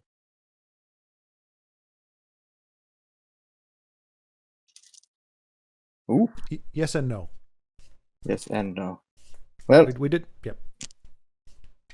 hopefully the yes is enough to carry us in the right direction. Yes. Excellent. Well, have you got a plan next? What's happening? Well, we're going into some crack. We're going into the crack of the orb, and that should solve pretty much everything. Interesting. So you have a means to enter the wizard's orb. We see that world. Yeah, in theory. We're supposed to drink something, and that somehow gets us through the cracks. Not really sure how that's going to work yet, but we'll find out because whimsy. All right. Well, we'll watch over you. Should you need any assistance, because she doesn't know what's going to happen. We'll keep an eye on the orb just in case the Death Weaver makes another planned assault on the Longhouse. We'll do everything we can to protect you while you're in there, for however long it takes. Do we have to keep half of the potion to be able to drink it when you come back out again? I'm just thinking, how do we get back out? That is a good question. I was like, I saw that look. I was like, that's the. Yeah, you've not thought of it yet. I was just thinking, do we have half and half? That'd be the same way to get in, the same way to get out, I guess. It's interesting because you're looking down at the small snow globe thing, where you flip through the cracks, really small. Then when you're inside, it's like the size of a globe. So the scale is completely different outside versus in. So drinking the gaseous form potion, gaseous form, probably wouldn't be enough to get out, especially half. Isn't it possible if we're successful in whatever we're doing that it rectifies things and we just get booted out because we're not supposed to be in there to begin with? Or are we really going in with the exit strategy? Maybe our exit strategy is getting the arch wizard and getting him, and he'll get us out. That's what I'm saying. If we're able to take care of everything, maybe it'll. It's not a great plan, is it? Because surely if you could get himself out, he'd have done it by now. That's the only thing. Yeah, we're not really bringing anything new to the table. Go ahead. We're bringing him some company. Although part of me being really suspicious is kind of wondering, as he's been missing so long, what if he's the Death Weaver? That'd be a nasty twist. Yeah, I don't know if we are able to hedge our bets at all on this. I mean, this is our next step, so just kind of leave it up to fate, in whatever form fate takes. Mm-hmm. Almara is the Norns. All right, fate's speaking gibbery gook, so I don't know if we can rely on fate anymore. But The Nornir. The Norse Nornir. The Norns. The equivalent of Lady. Okay. I was like, am I not hearing it? The Norns. Norns. Nornir. Norns. All right. Luck be a lady tonight. All right. All right, Well, so she go in. plans on watching over you guys as you go in there. And you have your potions. Standing around the end table, you take a sip, and you're immediately converted into a cloud of gas. Types of gases you find in the air around you. Can we be different colours just so we all know where each other are? Sure. For some reason, Valentiel's cloud really stinks. No, I'm odorless and tasteless. Carbon monoxide. Yeah, so however you want to flavor your gaseous form. My gaseous form, it's like purple sparkles. It's purpley. We have green over here with teal apparently. Mine's really like a pale gray. Like Stop it. Just call it gray. There's no need to palify it. Like a smoky kind of gas. Right. Pink, I guess then that's Pink. We got some pink gas. different. Valentine, what's your actual blue? Okay, blue gas briefly changes to green, then back to blue. As you all enter the flit through the cracks in the wizard's orb, and you descend through the sky, falling like clouds on the breeze.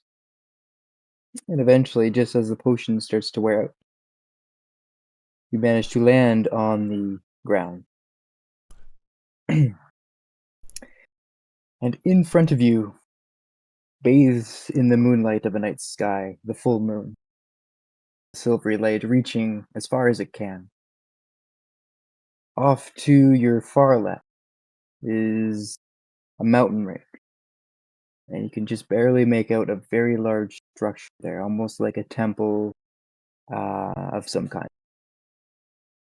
Not quite a mausoleum, but I don't know, cathedral of some kind. Almost mausoleum, but very large. Off to the far right, you notice so there's temple. You notice a tower just off to the right-hand side, which is south-ish, north-ish, south-ish. Directly in front of you, to the east kind of direction, you can just make out the lights of a small village, kind of nestled in the center of the map. Kind of like in an area where the trees have been cut away, but then the valley is surrounded by trees, full of trees. And you can see off in the far distance to almost the northeast is a river from a glacier that is flowing towards center map, center of the space. And just off to your left, you can make out a rocky outcrop and with a small cliff at the top. Am I missing any feature? Just really quickly, since my son came in, we're just going to say that Verdan zoned out. But what was the point of coming in here again? I missed that whole conversation. You find the Archwizard and free, if you can, Thyatla's other part of herself. Mhm. You got to find them though. Could be anywhere here. Yep. So you are in this space, in this place, the illusory world, where this both does and doesn't exist at the same time. Schrodinger's world. You perceive it as real. Everything that happens to you is real. But for everyone else, just like a snow globe.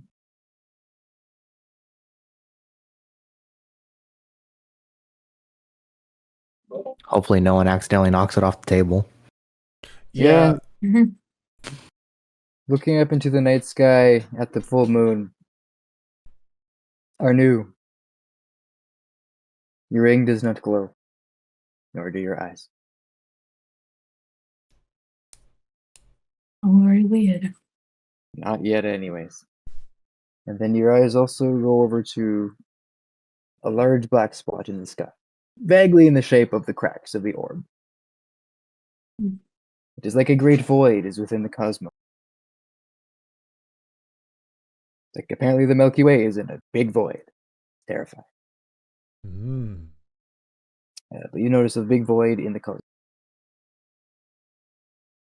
The world is yours. Where to begin? That is the question. We'll end the session there. Figure it out next time.